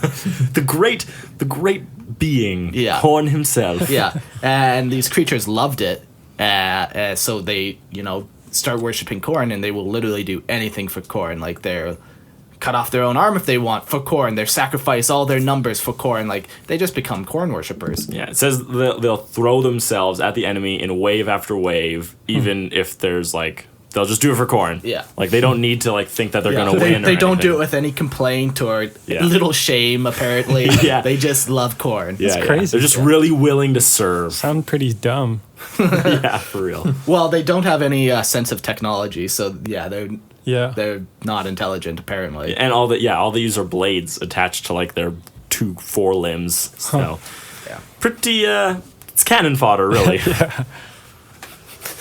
But there's no cannon. Like No. they're just killing themselves. Like Right, exactly. It's all for Khorne. But maybe there's some huge ones. Maybe that's their Right, one exactly. would be Maybe they're the wild. size of Yeah. like mountains Yeah. or something. Yeah. that's a good image. Just a mountainous. Let me just linger on that. Let me taste that. Okay. You can taste that over there. The next race is the Scandrain. And the Scandrain fought with the Imperium during the Great Crusade. And rest in peace, Scandrain. Their queen was killed by the World Eater Primarch Angron. Mm-hmm. And they don't really do half measures, No, the World no. Eaters. No. No, they do not. Oh, I think it's safe to say the Scandrain are gone. they're gone. Definitely. They were one of the worlds that was eaten. Yeah. Yeah, just a little bit. Yeah. I like to picture like this massive queen and Angron just like cutting and punching his way like through this mounds of like flesh and mucus. Go on. Yeah, and he's just like covered in this dripping like alien goo. Yeah, like who knows? But he's just like ravaging the body. Yeah. All right. Enough of that image. The next race is the Scythian. There are not much is really known about like what they look like or much of their culture or anything like that. But we do know that they like the vast majority of them were like warrior monks who specialized in like armed martial arts. Yeah, and they developed like their own form. Well, I mean, it's an alien race. Obviously, they developed their own. Yeah. Yeah, and it's just like they're using jiu-jitsu. Yeah, exactly. Like, Capoeira. yeah, and they are also one of these races that are known for a weapon, and the Scythian Fury Talons, and or Venom Talon, And the Fury Talent. either or. I guess Both, Mark. They're known for 2. Yes. Holy, What's the power mall? Chuffian? the Chuffian The Power Chuffian Mall. Power Mall. The Cygor crystalline handgun. And they're ritualistic weapons. Like they're warrior monks, so like they must like be. They would have like a code. Like a Yeah. monk to me has like a very like stiff Yeah. thing that he has to follow. Yeah, and like the martial arts is more so even about discipline too than necessarily like fighting. So that would be our interpretation. We would witness them and see like, oh, like it's much more self than it is like outward. They were encountered after the Horus Heresy by the Crimson Fist. And they engaged the Crimson Fist using their underhanded surprise tactics. And they were actually able to kill the chapter master of the Crimson Fist, Alexis Pullux. Rest in peace, Alexis. That's crazy, though. Yeah, it's not very often. I mean, yes, it happens, but it's like how many Marines died before a chapter master, right? Yeah. Like, especially in like probably hand-to-hand combat. Yeah, because they're warrior monks, right? Like they use their. It was probably poison too, those bastards. Yeah. And after all that happened to Horus, how could they? How could they? For fun. It's for fun. My gosh. So the Imperial or the Crimson Fist strike back and basically wipe out any of the race that they can find, but they were not fully exterminated. But they no longer have any like planets or like they're no longer in any position of like power really. And now they just wander the galaxy as mercenaries. Kind of cool. Yeah. All right. The next race we're going to talk about is the Sheed. I like this race actually. Yeah, it's pretty cool. They're known to attack Imperial worlds. That's good enough in my books. All right, the Simulacra. No, seriously, like that's all we got on the Sheed. They just attack Imperial worlds. You could take that note and just put it into every race we just talked about. It's true. Yeah. It's true. The Imperium doesn't have friendly relations with any of these guys. Yeah. The Simulacra. These guys are crazy. Yeah. They do have a picture. Yeah, so go check that out. They can shapeshift by ingesting the brain of their target, gaining their body, memories, and skills. So remember that picture we just told you to check? It's now shapeshifted into something else. Yeah, like the interesting thing about that picture is, like, is that the actual Simulacra itself? Because it looks really formless. It looks very like molded. Yeah, like if you look, it had like the two halves. One you could tell was more like a human almost. Yeah. Oh, okay. And then the other half it's like halfway through its shapeshift. You know what it kind of looks like though is the Demogorgon from Stranger Things. Really? A little bit. Don't you think? No? If Never you seen want. it. I guess maybe when the mouth is closed, right? Yeah. I can see that. Maybe not. Yeah, but it looks shapeless to me. Like it doesn't have any features. Yeah, no sharp edges or like right. Like it looks right. looks like a lump of clay that someone put in a rough approximation of a humanoid Play-Doh shape. monster. No, honestly, that's what it thinks of, and it makes sense to me because then like the shapes and features of the brain they just ingested I see what you're would grow out of that. Right. But the cool thing about it is that they also gain the memories and the skills. So you could this is a full-on duplicate. Yeah. Right? Like I wouldn't be able to tell a Simulacra versus Mark. Yeah, exactly. And like you're like, well, what did you do on January 5th? The real Mark wouldn't know. So this neither guy would the would. Simulacra. No, maybe he would. He would. You'd be more Mark than you ever are. Exactly. And that only lasts, though, for about 4 weeks because as the brain gets digested in their body, they slowly start to lose these skills, these memories, the ability to remake the body. So that's kind of cool. Like, be talking to, like, the Simulacra Mark, and all of a sudden, like, your face just, like, slips for a second, and then it comes back. I'm like, what the shit? Or just starts slowly drooping. Yeah, like, melting back into the... Mark, you're melting. It's fine. But it only lasts for about 4 weeks. That's how long it takes for the brain to digest. Yeah, pretty cool. It's a pretty interesting race. Yeah. But that's all we got about them. Okay. I've been waiting for these guys the entire episode. Tell me more. Okay, I have no idea how to pronounce these guys' names, but I think it's just the sloth. Sloth. Yeah, slog. I don't know. But there is an image of them, and check it out. Yeah, check it out. So it's spelled awesome. Slaugth. Like if you don't check out any other image that we're telling you to check out, check this one out. And if you don't check it out, let me paint you a picture. Yes. Have you ever seen The Nightmare Before Christmas? Yes, that's a good movie. It is it's my wife's favorite movie, I think. Oh. But don't quote me on that. I don't know her very well. They're a maggot-like creature, like that's formed of like many maggots. So like think like Oogie Boogie from that movie, where it's just like maggots like that all form like this one body. Yeah. Yeah. Vaguely humanoid in Vaguely shape. humanoid. But So also really- covered in mucus too, like Yeah. maggots and then mucus Yes. on top. Which is like, and it's crazy to think like in my mind, I picture like the maggots are like covering something, Yeah. but it doesn't sound like they No. are. Like they're just like this grouping of worms, and Yeah. like the worm forms the whole, which makes them like impervious to almost any damage. Yeah, because like- you're just killing like a couple dead rotting maggots. Like, Yeah, you'd have to really kill like the whole You thing. gotta, You'd like, have to incinerate. Yeah, Yeah. because apparently it can regenerate really fast. Okay, but this race is an impossibly ancient race. So very, very old. It's impervious to almost everything. Not much is known about them other than their insatiable hunger. Yeah, like this is what drives everything about them. They are rarely contacted and on the edge of human space, which translates to the fact that like the upper echelons of humanity like don't even believe that they exist. Yeah. like And- they and view the- them as like a myth or Yeah. a nightmare. Like these creatures are so like nightmarish that people will chalk it up to that. Like, oh, there's no such thing as a sloth. maggot race that wanders around and eats people. You guys are Right. crazy. Like, yeah.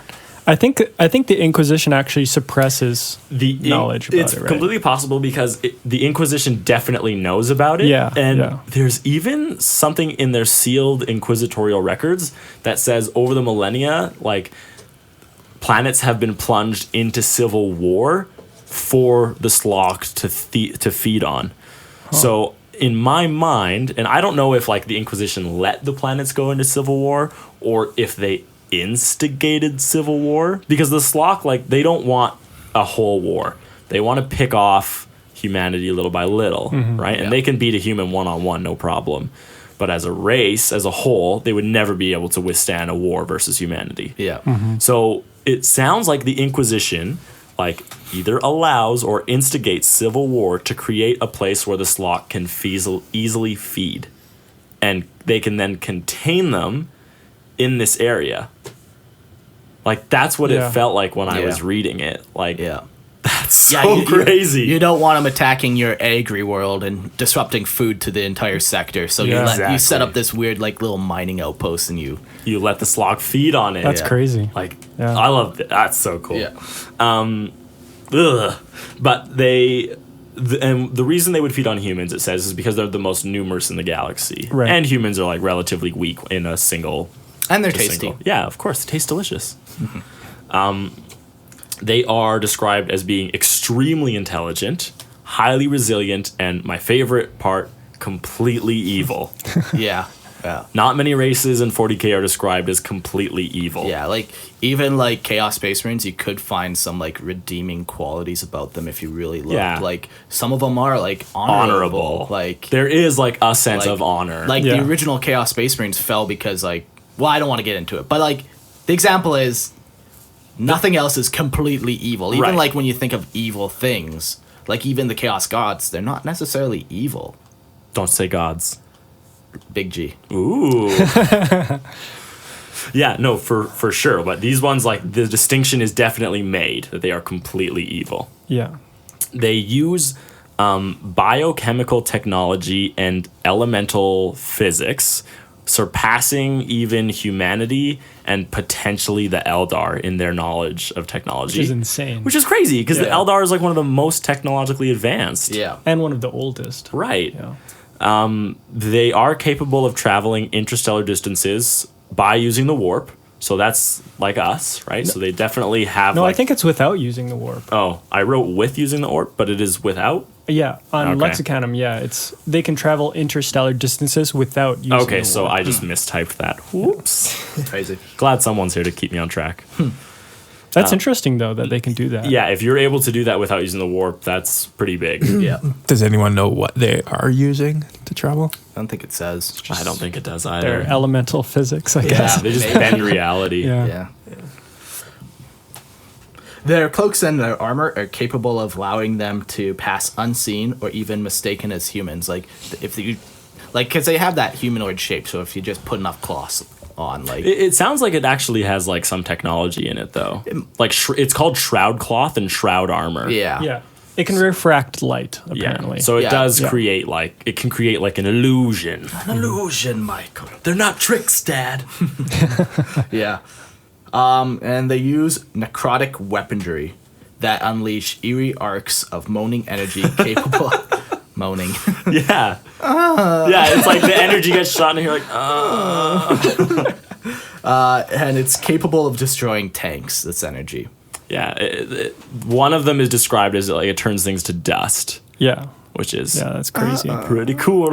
But also, I don't think they're guns, too. Typically, I mean, from reading it, it seems like they're scepters or They do, spears. but they do have ranged capabilities. Yes, yeah. So it's like a Yeah, like- staff that can shoot.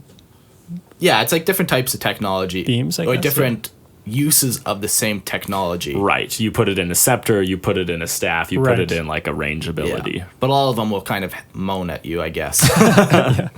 Oh no, the moaners. Moaners.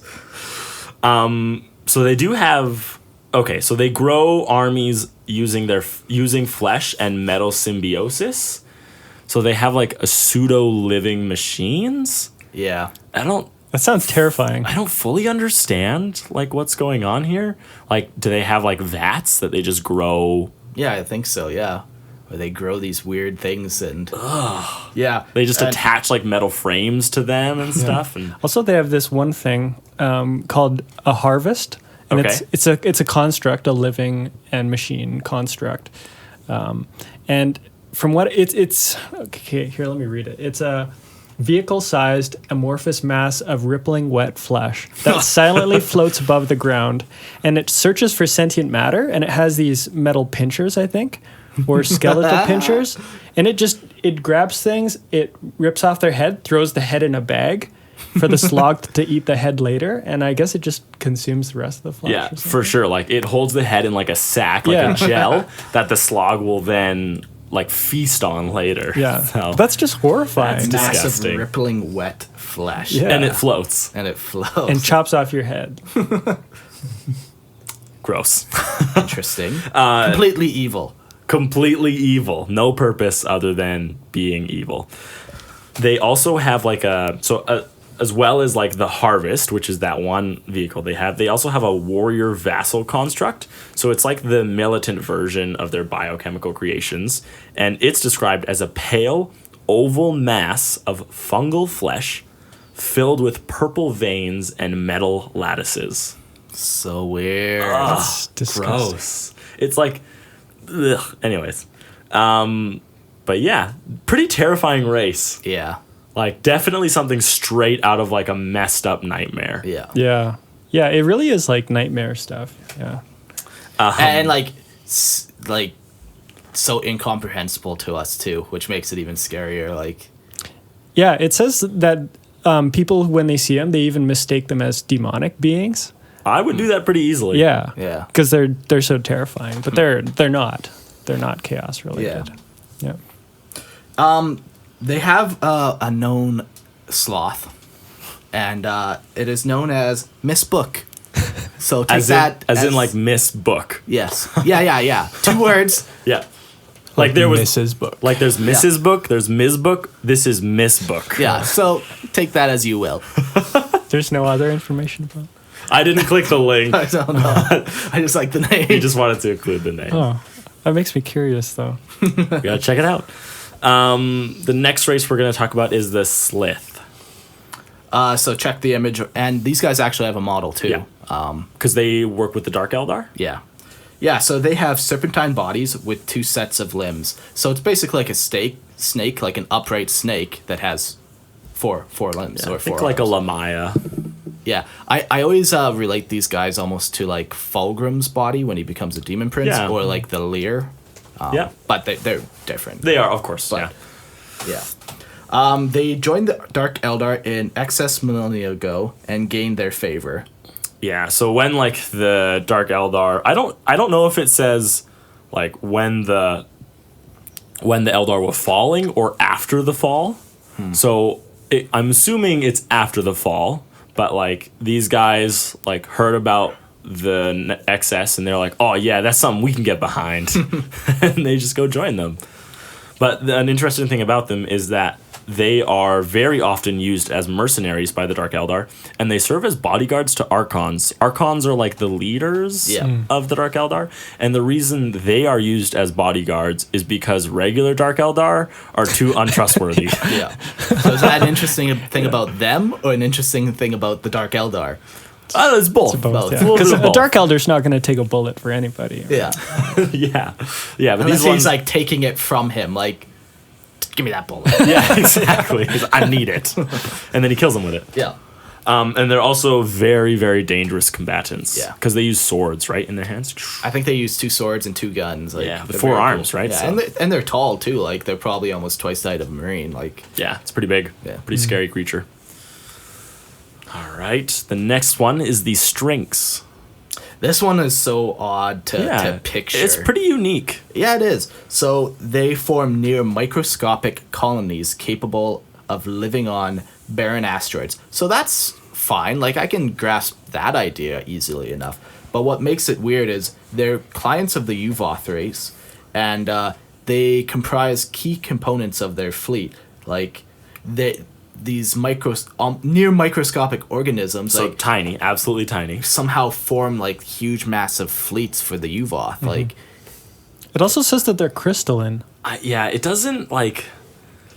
It would be interesting to see like what their source is from and like actually read that to Yeah. see if you could get like a different image of it. Yeah. But it like to me, I think of coral, right? You know how like coral grows as like a rock, I guess, and it's yeah. like a microorganism that builds like this massive rock or whatever. That's what I think of when Okay. I picture the Strynx. Okay, that helps me wrap my brain around it then. Yeah, and then they're slowly just building and building and building until they have these massive colonies. Yeah. And we haven't even talked about the Uvoth yet, but Yeah. we've had Oh, so many races Yeah. that like point or are attached to the Uvoth. When we get to Uvoth, it's just going to be like, they had a bunch of vassals Clients. underneath them. It's like, yeah. oh, thanks. That's it. That's all we got.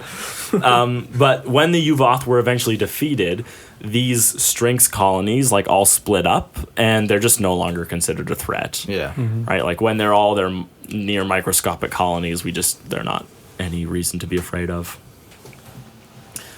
All right, the Striate. The Striate. They are small, spider-like Xenos with white flesh and black blood. They have many limbs, each tipped with a vicious, poisoned barb. Ugh. Goes in, rips out. Delicious. They live in the jungles of Styria 5 and... Stria. Stria? Stria. Styria. No, whatever. Doesn't matter. Yeah, it's only words. And they employ many-limbed war engines. I wonder if they're like large, right? Like Yeah. they create Yeah. like these massive war engines to compensate for their small size. Yeah. Apparently, though, they're either big enough a threat or hostile enough that the Blood Angels and them get into a fight. Yeah. Who knows what happens? Not me. This wasn't Great Crusade time, so who knows what Yeah, happens? yeah. Like, The Blood Angels might have lost. it's possible. Yeah. They no longer had their great leader. Rest in And they peace. will never have him again. Except for when he comes back. You son of a bitch. All right. He's dead. Maybe. Let's talk about the Strixus.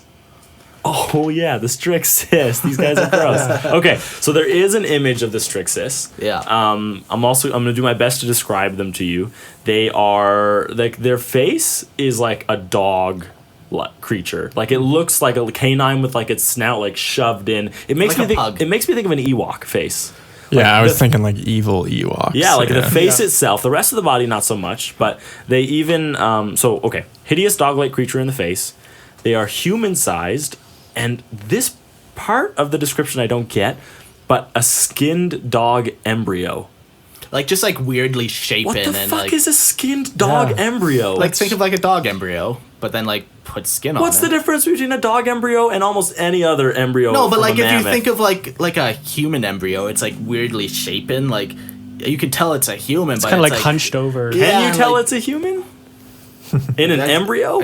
I don't know what stage it is. I just think, like, that weird stage where That's it's a still, super like, weird webbed description. Yeah. fingers. I agree and, with you like- though. Yeah. Yeah. That's messy. Yeah. Ugh. They- It seems like half formed. Yeah. Yeah. Yeah, no, yeah, exactly. Like, that's what I'm picturing. Ugh. Anyways. Yeah. They have 4 arms, and they don't have 4 eyes, I mean. Yeah. And they don't have any observable gender variation.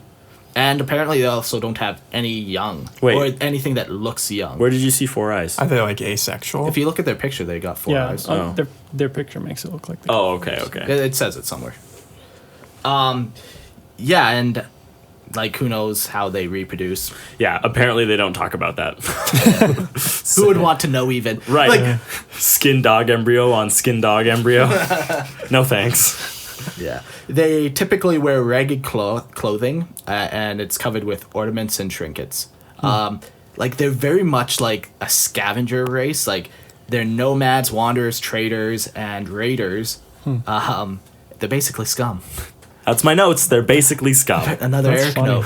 But yeah, like they're very much like just like opportunists. Like That's a good way to put it. yeah, Yeah.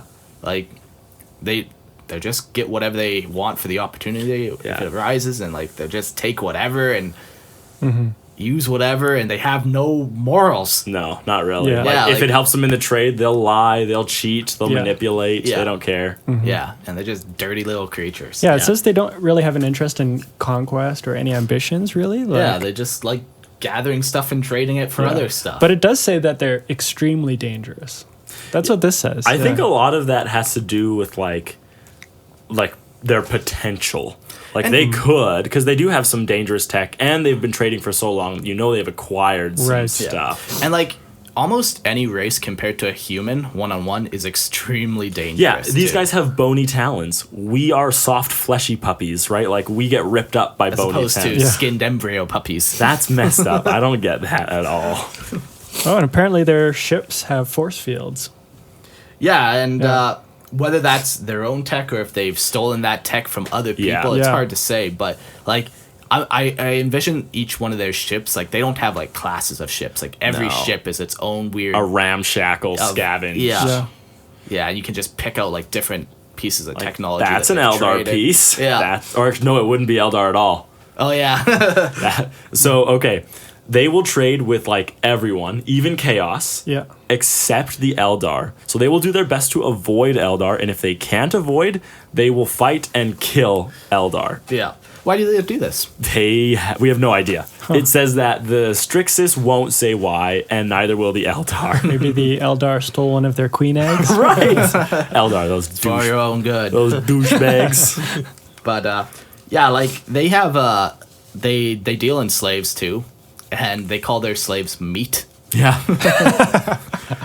It made me think, like, I wonder if they ate them and they only viewed them as food, but really they don't view them as, like, People. things. It's just like Yeah. flesh. Like Yeah. Yeah. Because they're also, even though they don't have, like, a noticeable tech of their own, they are very prominent flesh crafters. Fleshcraft. And, Yeah. like, they'll create... Yet they're so hideous. Yeah, I know, they can't change themselves. But, so they'll, like, create, like, beings of flesh Yeah. and, like, sell them. Kind of like the sloth, maybe. But with actual, like, it looks good and elegant. Oh, I see what you're Right? saying. So, like, because they'll Right. create these things and then they'll sell them. Oh, right? So you don't okay. want anything, like, disgusting looking, Oh, like I a see. harvester. Right. Right? And they'll create, like, some things, like, with a servitor mind, like monotask. Yeah. So they'll create something and its only purpose is to load boxes. And that's all Totally it understands. ethical. Absolutely. It's created. It doesn't Yeah. have any... It's not on the list of sentient species. So No. it's totally ethical. But they'll also create like more complex things like soldiers, right? And that requires like a little more like Flesh. cognitive ability. Oh. Yeah. It is interesting. Yeah, and they favor energy weapons, and yeah, like they're just scavengers, and they just go around and trade things, junk for junk. Yeah. Like I don't see like the standard Imperium person ever trading with them, but definitely like outlaws or bandits would Definitely rogue traders. Would, rogue traders, but, like, yeah. Yeah, I know what you mean. Yeah, Probably shot on sight if they ever came to like a real planet. yeah. All right. Real planet. All right. The next race we're going to talk about is the Sylvae. And this race, they're actually a very highly spiritual and philosophical race. But they were manipulated by the Deceiver, who is one of the Satan, and he helped them reach like low level tech. Yeah. And he kind of, I don't know, it sounds like. I think he helped them reach that level, so then they would build massive like temples to him, I think is what it said. Okay. And he just wanted to be worshipped by them? Yeah, like Satan like loved being worshipped. Or so I guess the one disclaimer on this race is they were in the 3rd edition Necron Codex. Right. And so this is like the old Kron. So when the new Kron come out, like the lore changes with the whole Satan. So whether this race is still like whether this would still be considered canon, this is a good distinction. Yeah, it might not be it might anymore. not be. But whatever. Yeah, because Like, that would make them old. That Yeah. would make them 60 million years old. Yeah, like when the Deceiver was still like its own Being. thing before it was shattered. Yeah. Yeah. But just let's say they were, like, if this was still a thing, their lore was that they were manipulated by the Deceiver. He helped them discover, like, low technology levels. But then the Imperium shows up, and the Explorators bombed their centers of worship. And What are you guys worshiping here? Better be the Emperor. it's not bombed. And it blew up their places of worship, and it killed their leaders. Yeah. And then, so it says like their race like kind of declined after that. Like they're thrown into disarray when their leaders are killed. And the Deceiver, like he sees this and he's like, you people are pathetic. So then he no longer values them and he wiped their race from existence. Chalk one up to Xenos. Yeah. Imperium 50. Xenos 1.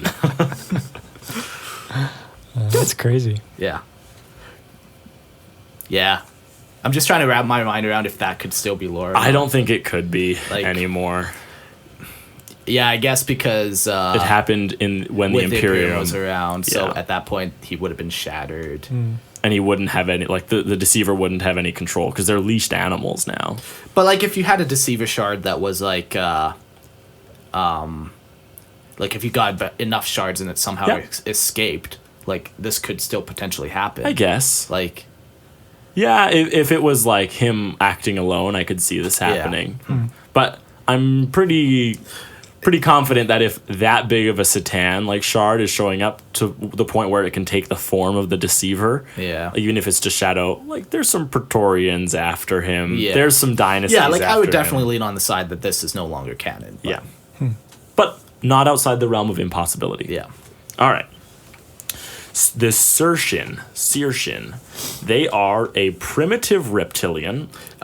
So one thing I really like about 40K is like, as opposed to many other sci-fi, is like there's a lot of insectoids and reptilians, which makes sense to me. Like, It's like the most easily evolved evolutionary component. Yeah, like it just not everything's a human or human Right. shaped or like Humanoid. Bipedal. Yeah. Yeah. Soft. Because like a soft body is not Yeah, easily like how did we evolved. survive this long? Right, Like, exactly. Because there's not a lot of threats on our planet. Right. That must be it. Right? But yeah, I like that. All the Carry on. dinosaurs were dead by the time we showed up. Which Yeah. makes us soft, fleshy bits okay. meat sacks. Meat sacks. Filthy meat sacks. It's just the brains, man. We don't need hard, hairy flesh. Not anymore. Yeah, no more. Would have been great 10 years ago. Why specifically? I don't want to tell you why. It was a bad moment in my life. But the Circean are descendants of an ancient race that is now extinct. And they are capable of flying between planets in the Black Heart system. Now, we had a little discussion about what does that look like. Because they don't, it's not described as them having any technology. Yeah. Right? So it's like, I'm like, well, what do you mean fly between planets? And Mark's like, oh, they have spacecraft. But I honestly don't know if they do. Well, because then What? they make like the Black Heart system. They make like that distinction as if it's something that has to do with Specifically the Black Heart system. So I almost wonder if this race is capable of like jumping from planet to that. Like planet. the one planet has such low gravity that it's like, bloop. And then you can enter the What? atmosphere of like the other planet. And like that would be so unreal and wild. I but can't even imagine that. No. right? Like that's I what it couldn't makes me imagine think of. planets even surviving being close enough. Yeah, like they like- would just join into Because and like create a you can't giant have planet. Yeah. wings in space. It wouldn't do anything. You need a right. You need 'cause rockets. You need, You need something to- propulsion. yeah, you need propulsion. Yeah. Yeah, but I'm just like, but if you jump, then you go. Yeah, like it's You just jump high enough, It's- the other planet's gravity pulls you in. yeah. Yeah. It's not like, obviously, We get the flaws behind this theory. Yes. But, But it's cool. it seems to be like it's specifically like in the Blackheart system. So then I was like, well, what's the Blackheart system? Yeah. And you click the link and there's nothing. So Now, it could just be too that they haven't developed interstellar. yeah, like, they can't go from system So to that's system. why it's only Right, the Blackheart. right. But Yeah, but an Could it have interesting. anything to do with the warp? it could potentially even too. But the one thing that really made us think that they're like literally jumping between planets is that they have like no technology. Yes. Like they have very Oh. like they're described as primitive. Right, primitive reptilians, and they live in ruins. What? So that's why I was like, well, how could they build ships? Yeah. Right, when they're primitive. Well, they live in ruins of like an ancient race or of their own race.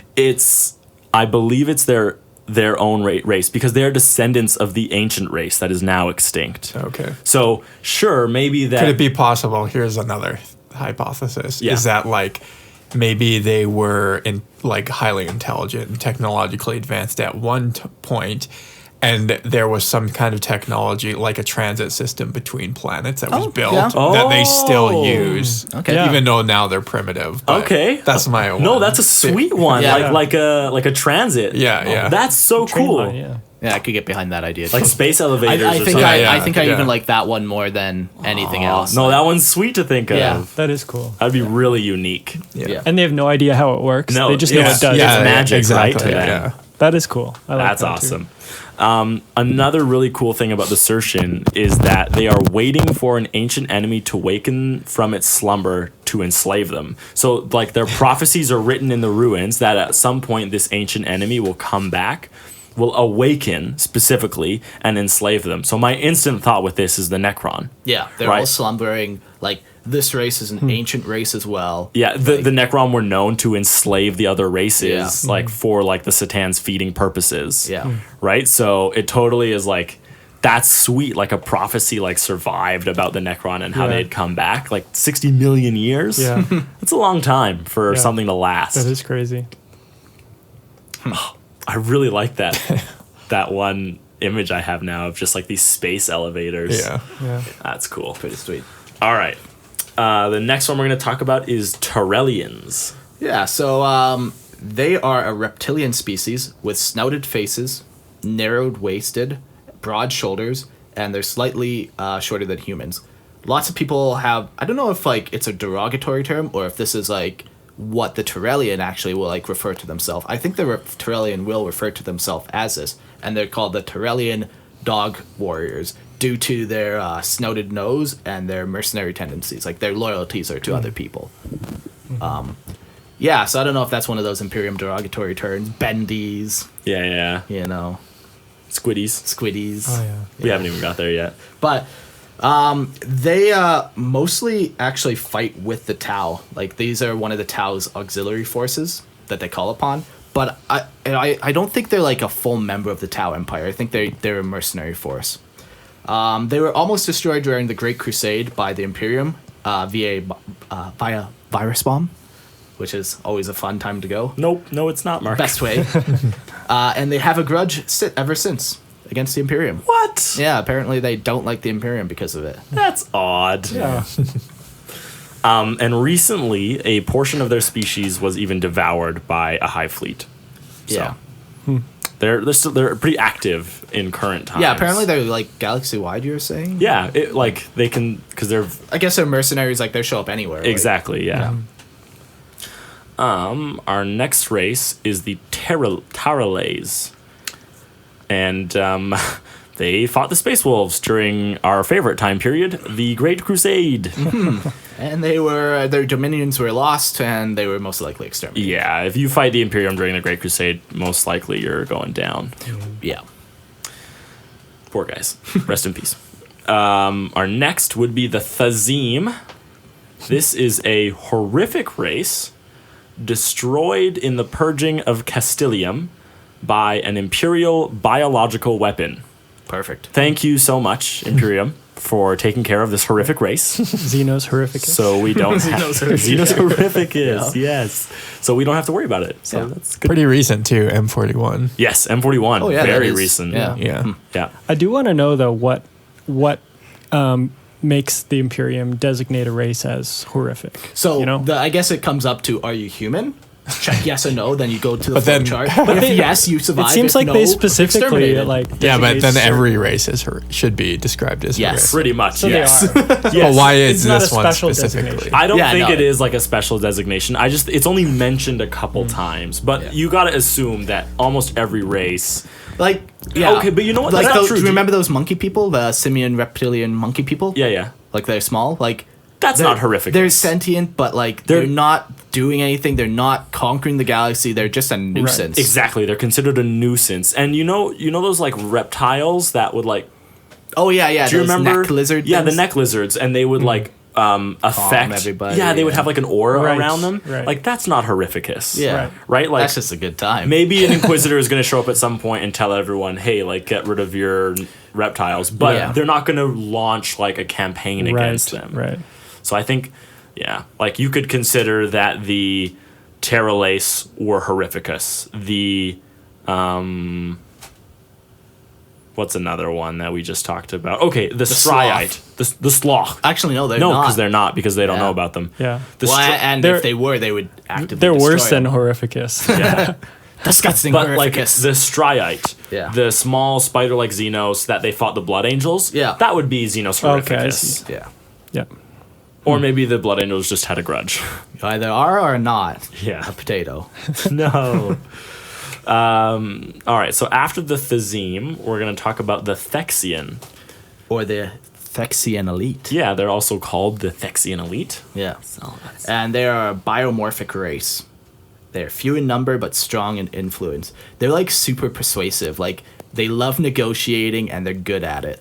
I picture like a very charismatic race, like able to like sway crowds of people. Yeah, and like I don't know, this might just be my mind taking it, but like biomorphic, like they'll take on like they'll figure out like what appearances are like good to trade in. Like humans like a big old busty woman to trade with, you know? Yeah, absolutely. So then they biomorph that and then Is that what that means?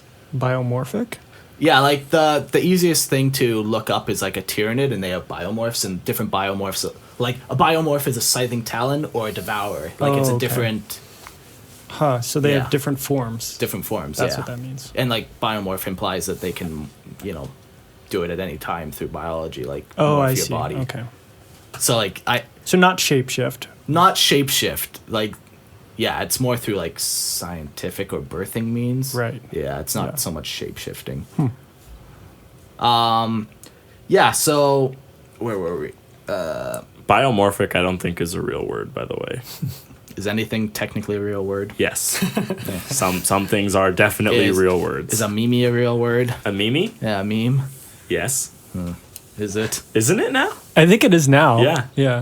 It was adopted into the dictionary. That's fucked. Humanity's fucked. So these guys were powerful in combat.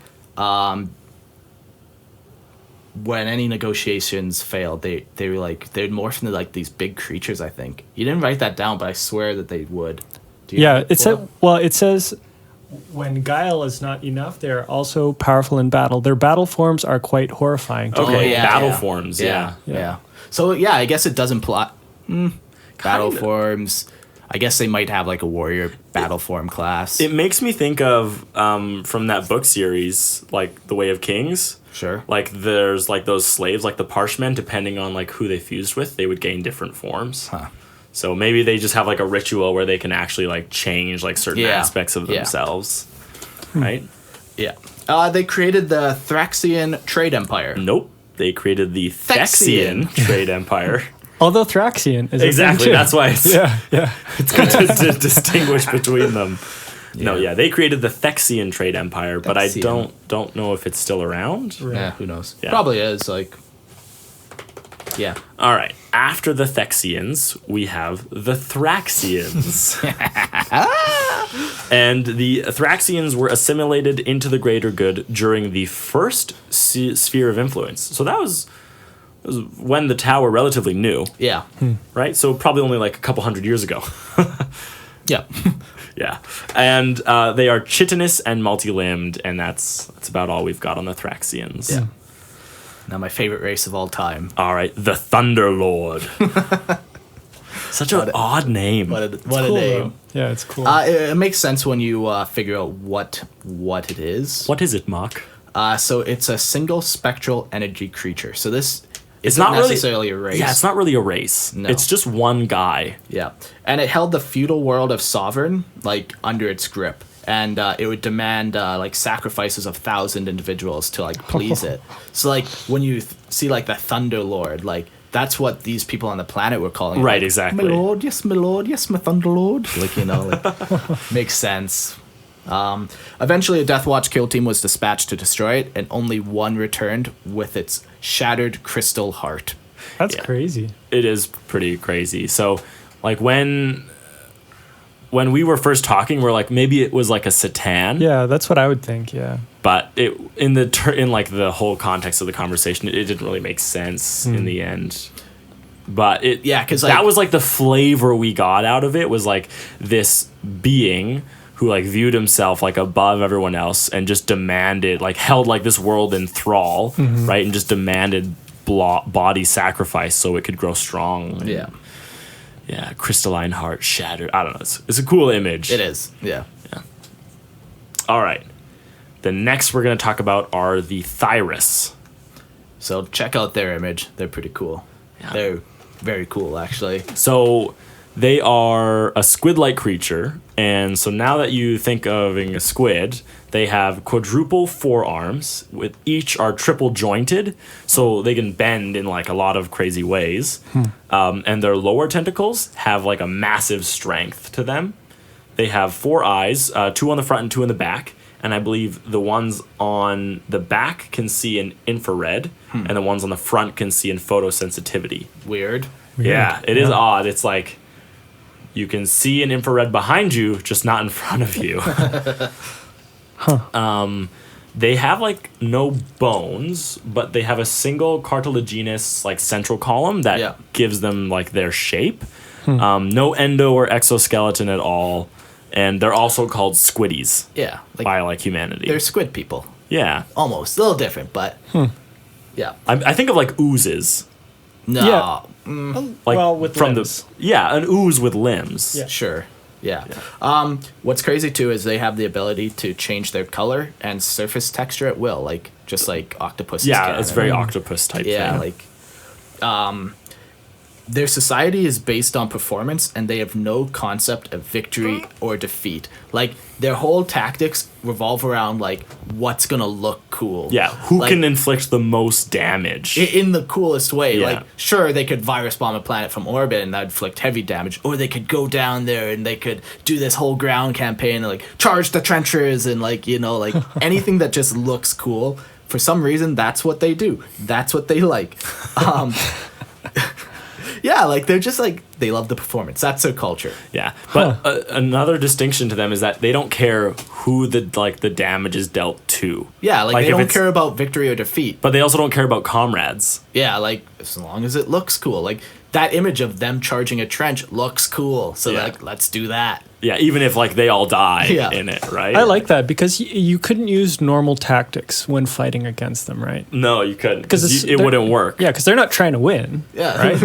They're just trying to look cool. Yeah, you don't even know what they're gonna do. Yeah, and just like imagine like a huge wave of them, like all changing their texture and their colors as they charge Yeah. you, and it's just like, I like this. I like that because that's uniquely alien. Yeah, right? yeah, Like, it is. as a human, you can't even really comprehend that. Right. yeah, yeah. They use a lot of plasma-based technology, and like their plasma-based technology, like they even like, hey, you want to shoot some green plasma? Let's shoot some, you know, like everybody rainbow plasma. So like down the trench line, everyone's just shooting a different colored plasma, like one after another, you know. There's like a Beatles song in the yeah, background it's just or like something. everything they do is just around like what looks cool. Yeah. So Very alien. Yeah, That's a good way to that's put cool. it. Yeah. All right. The next one we're doing is the Togoran Bloodreek. And these guys inhabited the Ghoul Stars. inhabited, so they're gone. Yep. inhabiting. Who knows? Yeah. That's all we've got That's on all we them. got. It's Yeah. just they were in the ghoul stars. Although I bet their blood stinks. Why? Probably smells really bad. Oh, blood the reek. blood reek.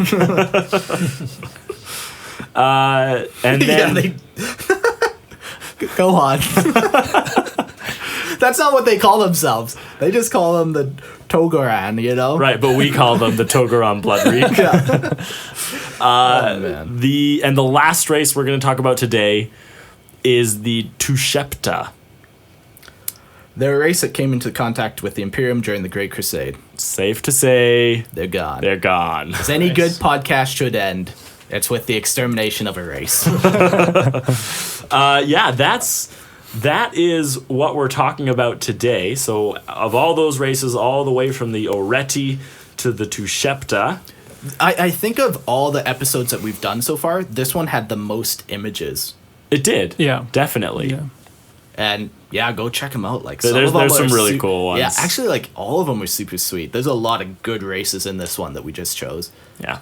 But that's going to lead us more to our second portion Yeah. of what we're talking about today. So, if you guys had to pick a favorite race of all these, who would it be? Mark, who would you pick? The Squiddies.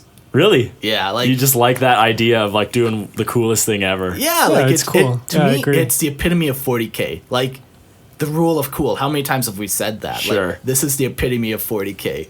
Like, there's no practical reason to run into battle with a chainsword, but it looks fucking cool.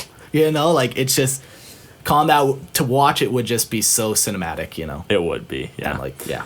All right, Rio. Definitely for me, the Sloth are my favorite. Yeah, they're a close second for me. Yeah, they're also really unique too. Yeah. like there's not really anything else like them. Oh, for sure. Yeah. Jordan. And Oh, sorry. Were yeah. you still going? Oh no, it's good. No, yeah. keep going if you got some. So what appeals to you about them? Their completely evilness. You can relate to it. Like Actually, you know what? I'll play the devil's advocate again for the Sloth because this is from a human perspective, right? Yeah. And all they just eat humans, so of course humans are going to think they're completely evil Yeah. because all they're trying to do is just eat them all the time. yeah. But from these guys, maybe they're trying to live and they just have to eat that much Yeah, to like survive. a cow to us, we would be completely evil to a cow because all we do is just eat them. That's not true. Sometimes we shampoo them and blow dry them. Only to and eat Yeah, them. only make so friends. that they're Sometimes we- appetizing later on. Sometimes we make friends with them. Yeah. No, I know. Mark. No, Mark's point is a good point. Despite your No. hubris. No, there are some people that have cows as pets. Right, but we're talking in general. But there's no sloth that would keep a human as a pet. If they need to, they will chop off your head, put it in a sack for later. yeah, but Delicious. I agree with your analogy though. It's Mark. complete. Yeah. I don't because it's they're It's not described exact, as it's not- completely evil, whereas humanity Is to a cow, completely evil. No, There's nothing good about humanity. There all are we some- do. It's all is- perspective. I there think. are It some is. cows that would view humanity as friends, but there are no humans who would view the sloth as a friend. But we're talking about cows that live like on a farm and Right. are specifically for the purpose of our food. Right? That cow would see, like, if that cow had a perspective, if it was sentient enough to have a perspective. In 40K, It's- they are. Its perspective the would be bovine that, mercenaries. that humans are completely evil. Right? Yeah. Also, But that is like the humanity race as a whole sees them as completely evil, not a portion of humanity, because it's just a portion of cows. 98% of them, sure, almost all cows view humanity no, as but evil. I don't think all of humanity does because it says they actually will give. I think they even trade with some humans and they give them trinkets. No technology. way. Yeah, here I'll read it to you. So it says. Let me just find it. Give me one sec. So I gotta go to that The site. Sloth provide humans with technology, wealth, and trinkets, encouraging mankind to tear itself apart over these items. But the people wouldn't know that. They would gladly take these trinkets from the Sloth. How does that even work, though? Because I think on certain worlds they kind of slowly will infiltrate the society. Do you think, okay, because some sloth, they can cover themselves with their shroud armor or their Yeah. shroud cloth.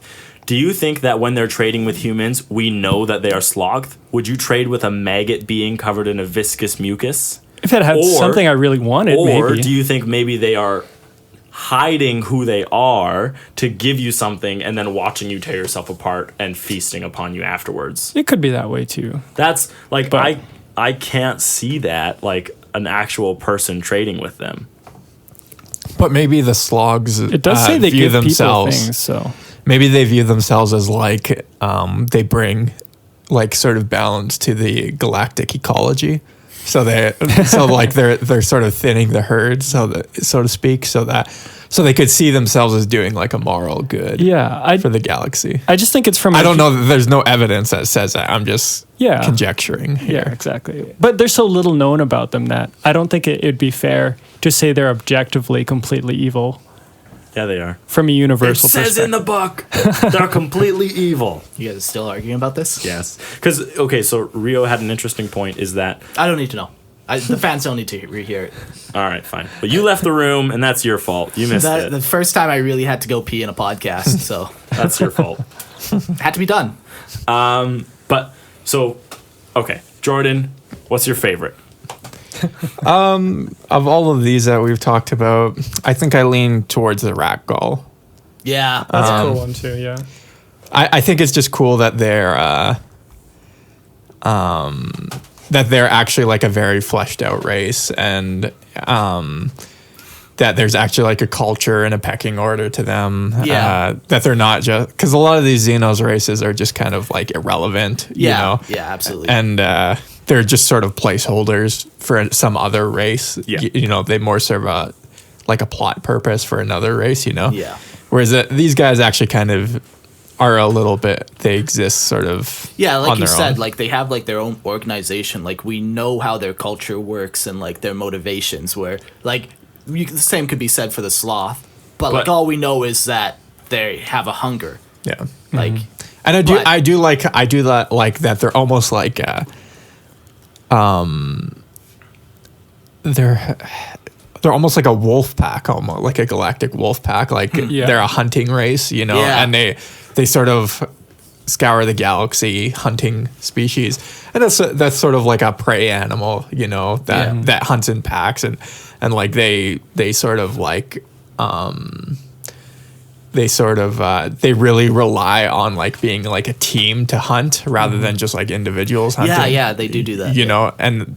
And with their obviously they pack so many of their species on one ship, so they obviously need everyone. So I think it's sort of just kind of an interesting race, and a force to be reckoned with as well. Definitely. Yeah, especially their ships. Yeah, definitely a galactic player. Yeah. For sure. My favorite is the Sloth. I love them. If ever there was a race where like I'd want to like encounter in some kind of like RPG, like that would be it. Right? I'll make that happen. I think that would be really cool to interact with, especially because like they have a decent amount of personality around who they are as a race. So that's my favorite. Next question. If there was a race that you were more curious about and you wish had a little more information, what would that be, Mark? I don't know. Actually, like a lot of these ones in here were pretty fleshed out and pretty good. Nothing really jumped out to me that like there was a couple episodes where like I would love to know more about that one empire that was ground to dust and fired into a star with all their knowledge. Like that one I would love. But none of these ones really jumped out as me as like okay. Like either they were super fleshed out or they were exterminated. Like there was Okay, fair enough. I don't have one answer. Rio, do you have one? Give me 1 sec. Okay. Let me just think about Jordan. I would just say the Searshin. Yeah. Searshin. Yeah. I'm with you on that one. Just because of the black heart system and okay. You're right. They're primitive, but they live in sort of these ancient I will change ruins. my answer to that. No, you're not allowed to do that. Son of a bitch. That's a let's move right there. No, I agree with you for sure.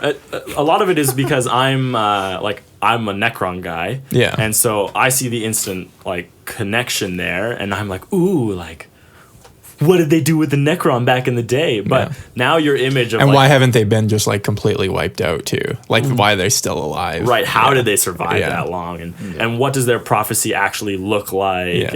And this transit system now that's in my brain, like how does that work? Okay, Huron Blackheart, is he from that system? No. Okay. No. All right. I just thought maybe Name connection. Yeah, I could see that. But Rio, did you get one? Definitely the Strixus.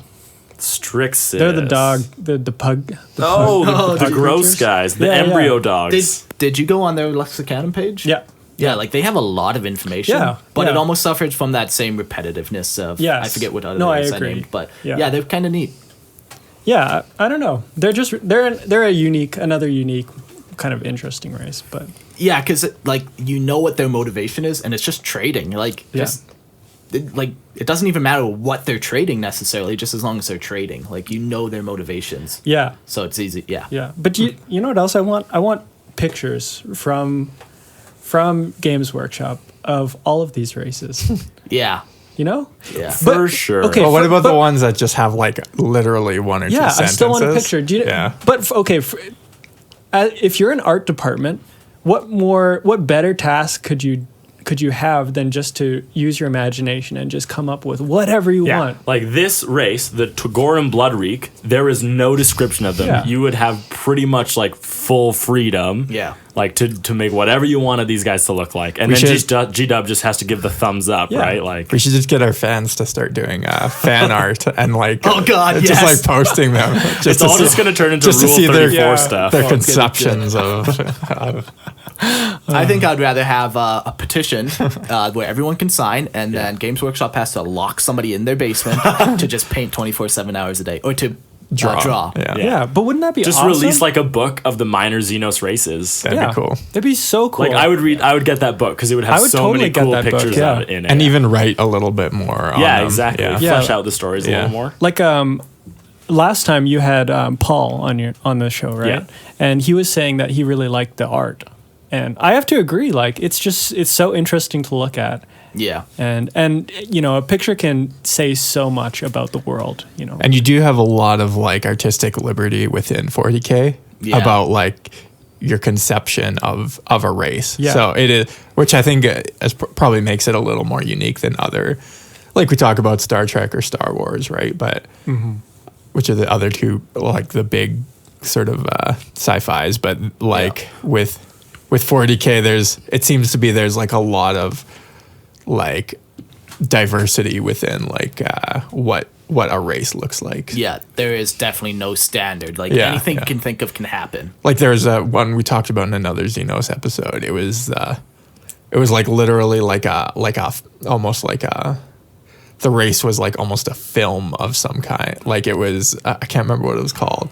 I think it was like a space episode thing. With Peter, wasn't it? No. Oh. No. I don't think so. Oh. Maybe it was. And like they like leach off a sun or something. Or Yeah. Oh, yeah. Energy. Just like really different. Yeah. I just want to point out, you guys keep saying sci-fi. 40K is a fantasy. Oh God, I don't even want to have this argument with you because you're wrong. Like, I think you've had the argument before. Probably have. This is like, yeah, sure. Okay. Is it though? I just want no, it totally is. He just wants to trigger me. No, but Star Wars seems more like a space fantasy. It's both. They are. It is like Star Trek is one of the only sci-fis. Anyways. Yeah. Mark had something he wanted to talk about after we were done. This is Xenos portion, so I'm gonna let you take it from here. First of all, it's a sci-fi. 40K is a sci-fi. Fantasy. Because everything can be broken down to science. Except we might for the not. warp. It's science. Like it's we fiction. might not understand Science it. fiction. Well, yeah. It's fantasy. Like the old ones knew what the warp was. They know how to use it. They knew what it was. It's energy. Do you not believe in energy? Do you not believe energy has a scientific thing behind it? Like you're a fool, Eric. So there's my first Mark's 40K rant of the day. You know what? And my second Mark's 40K rant of the day. I am going to ask people to tell me whether they think it's a sci-fi or a fantasy, and I will show the description of this is what makes something a sci-fi, this is what makes something a fantasy. Where do you think 40K fits? Just put a poll up. Exactly. That's all I'm going to do. Do your thing, Mark, because this is really cool, actually. So go with what you're doing. So everybody close your eyes here with me. Can I set the mood? Set the mood for me. Dun, dun, dun, dun, dun, dun, dun, dun, It's always that beat. dun, dun, dun, dun. Of course it is. Too aggressive. Bring it back. Okay. So we've talked many times about doing a 40K RPG, and my newest thing that I want to do is a 40K RPG with Tau, and I think it's the 5th sphere of expansion, or maybe the 4th. I forget which one. When like the entire Tau fleet gets lost in the Great Rift and gets who knows what happens to it. So you and your group start on a Tau Manta missile destroyer, and you're just waiting for your orders. You're all like locked into your seatbelts, and then boom, like this warp rift happens, and everyone gets sucked out, and you get thrown across the galaxy. You awaken. You like look up around you. Sorry, are we playing the game right now? Oh, I'm hoping to. This is the first session. Like, and you look around and like there's sparks flying and like there's dead Tau fire warriors everywhere. And you look around and the 4th, sure. And you look around and like, yeah, it's just like your ship's wrecked. And you have no idea what happens. Like the Tau have never jumped through the warp. You don't know what the fuck happened. Like, yeah. So then you look around and eventually you see like your other party members who are also regaining consciousness, and like you all unstrap yourself and you get up and you're like, what the fuck just happened? I like that. I really like that. Basically that's the beginning of it. And then I'm basing the whole storyline like very indirectly, like when I want you to get the image of, think of Star Trek Voyager. Like the Voyager is flung across the galaxy and like their whole purpose now is to get home. But like what's crazy and what would be awesome with doing this with the Tau is like the Tau, when you go to like another planet and you're like, we need some resources, like they're actually willing to trade with like other Xenos, and right. You would actually could make allies and enemies, like depending on your actions, and not just you're an Imperial, there's Xenos, boom, enemies, you know? Like, and like your whole goal is to like survive and actually try to work your way home. And you collect resources, and like the other big component of it would be like heavy battlesuit customization. So like each one of you have like your own battlesuit that like this one we've somehow integrated stealth suit technology. This one has more guns. Like it's a huge part. And this would also allow you to like be in combat and like your battlesuit got damaged, you've lost your right arm. Like the battlesuit has lost the right arm. So it allows you to go into these like dangerous combat situations, but you're relatively safe. Yeah, there's no real threat of personal death. Like, yeah, there is, but like you'd have to once again do something crazy. Right, you know? right. Like Go into a collapsed dying star. Yeah. And the whole like in just over the campaign, like you take this like sleek, elegant Tau Manta missile destroyer and you turn it into like you rip out all the seats and you like create like hammock beds, and like the hangar bay below is full of like just all these random Xenos equipment that you're like welding onto your battlesuit. It's just like, yeah. So that's my good 40K rant of the day. I want to do that. I think it's pretty cool. Yeah. Yeah, that sounds awesome. Yeah, it'd be sweet. Because it would kind of play like a fantasy RPG. Yeah, like you would have so much freedom and like A lot of adventuring. exactly, Yeah. like Yes. lots of exploring new planets and like Seeing different people and interacting Yes. with new things. yeah, so. and you're just not You're not killing everything. exactly well. Like even if you did an Eldar one, you're most likely gonna end up killing everything. Like Yeah, or the using Tau them, would be like- the best race to play. yeah, Because they're all, quote, good. and like yeah, eventually like maybe some of your characters get like super jaded towards the Tau Empire, or like and eventually you get more. You just go try and find Farsight. Sure, but yeah, that's the image I wanted to paint. Yeah, and it'd be more simple because you wouldn't have any psychers either. Yeah. There's no crazy weird classes or like weird things that you have to try to account for. For the players, and everyone would kind of be on an even playing field, and yeah, No, that's a cool idea. it'd be cool. It is pretty cool. That's rant end. It's a good one. I like it. Well, thank you guys for listening to our 18th episode. Yeah, this is our 18th episode. Thank you. We've got one more minor Xenos race episode coming out after this. We got a bonus episode in between. Yeah. Please go review us on iTunes. Tell your friends about us. send us a message if there's something you think we missed or you want to hear more of. Let us know. Send us your cool RPG ideas for. Yeah, like what do you think is a sweet idea? Or build a character, like tell us his backstory. Yeah, like, whatever you're into. Yeah, we don't care. We just like to talk about stuff like that. And then send us your memes too. That was Rio's idea, that you should just send us your 40K memes. Just start posting shit on our Facebook page. Yeah. Because it's fun to just look at these pictures. Yeah, it'd be nice to see, even if you want to post your models, like just post anything on our Facebook page. Oh, that's a good idea. Yeah. It'd be cool to see people's models. It is pretty cool. There's a couple, like we've seen a couple knights. We've seen some Tyranid stuff. All praise to Games Workshop for finally pre-releasing or previewing 3 new Xenos. Oh yeah, So props to them. Yeah, They finally Tau, Necron, and the Dark Eldar. Yeah. are Codexes? those codexes are going to be coming out. I think they said March is when the last one will come out, and everything else will come out in sometime until then. So that's pretty exciting, especially for me, a budding Necron player. Yeah. Yeah, I got nothing else to add. Good times. Good times. Thank you guys, and we'll see you on our next episode. Peace out.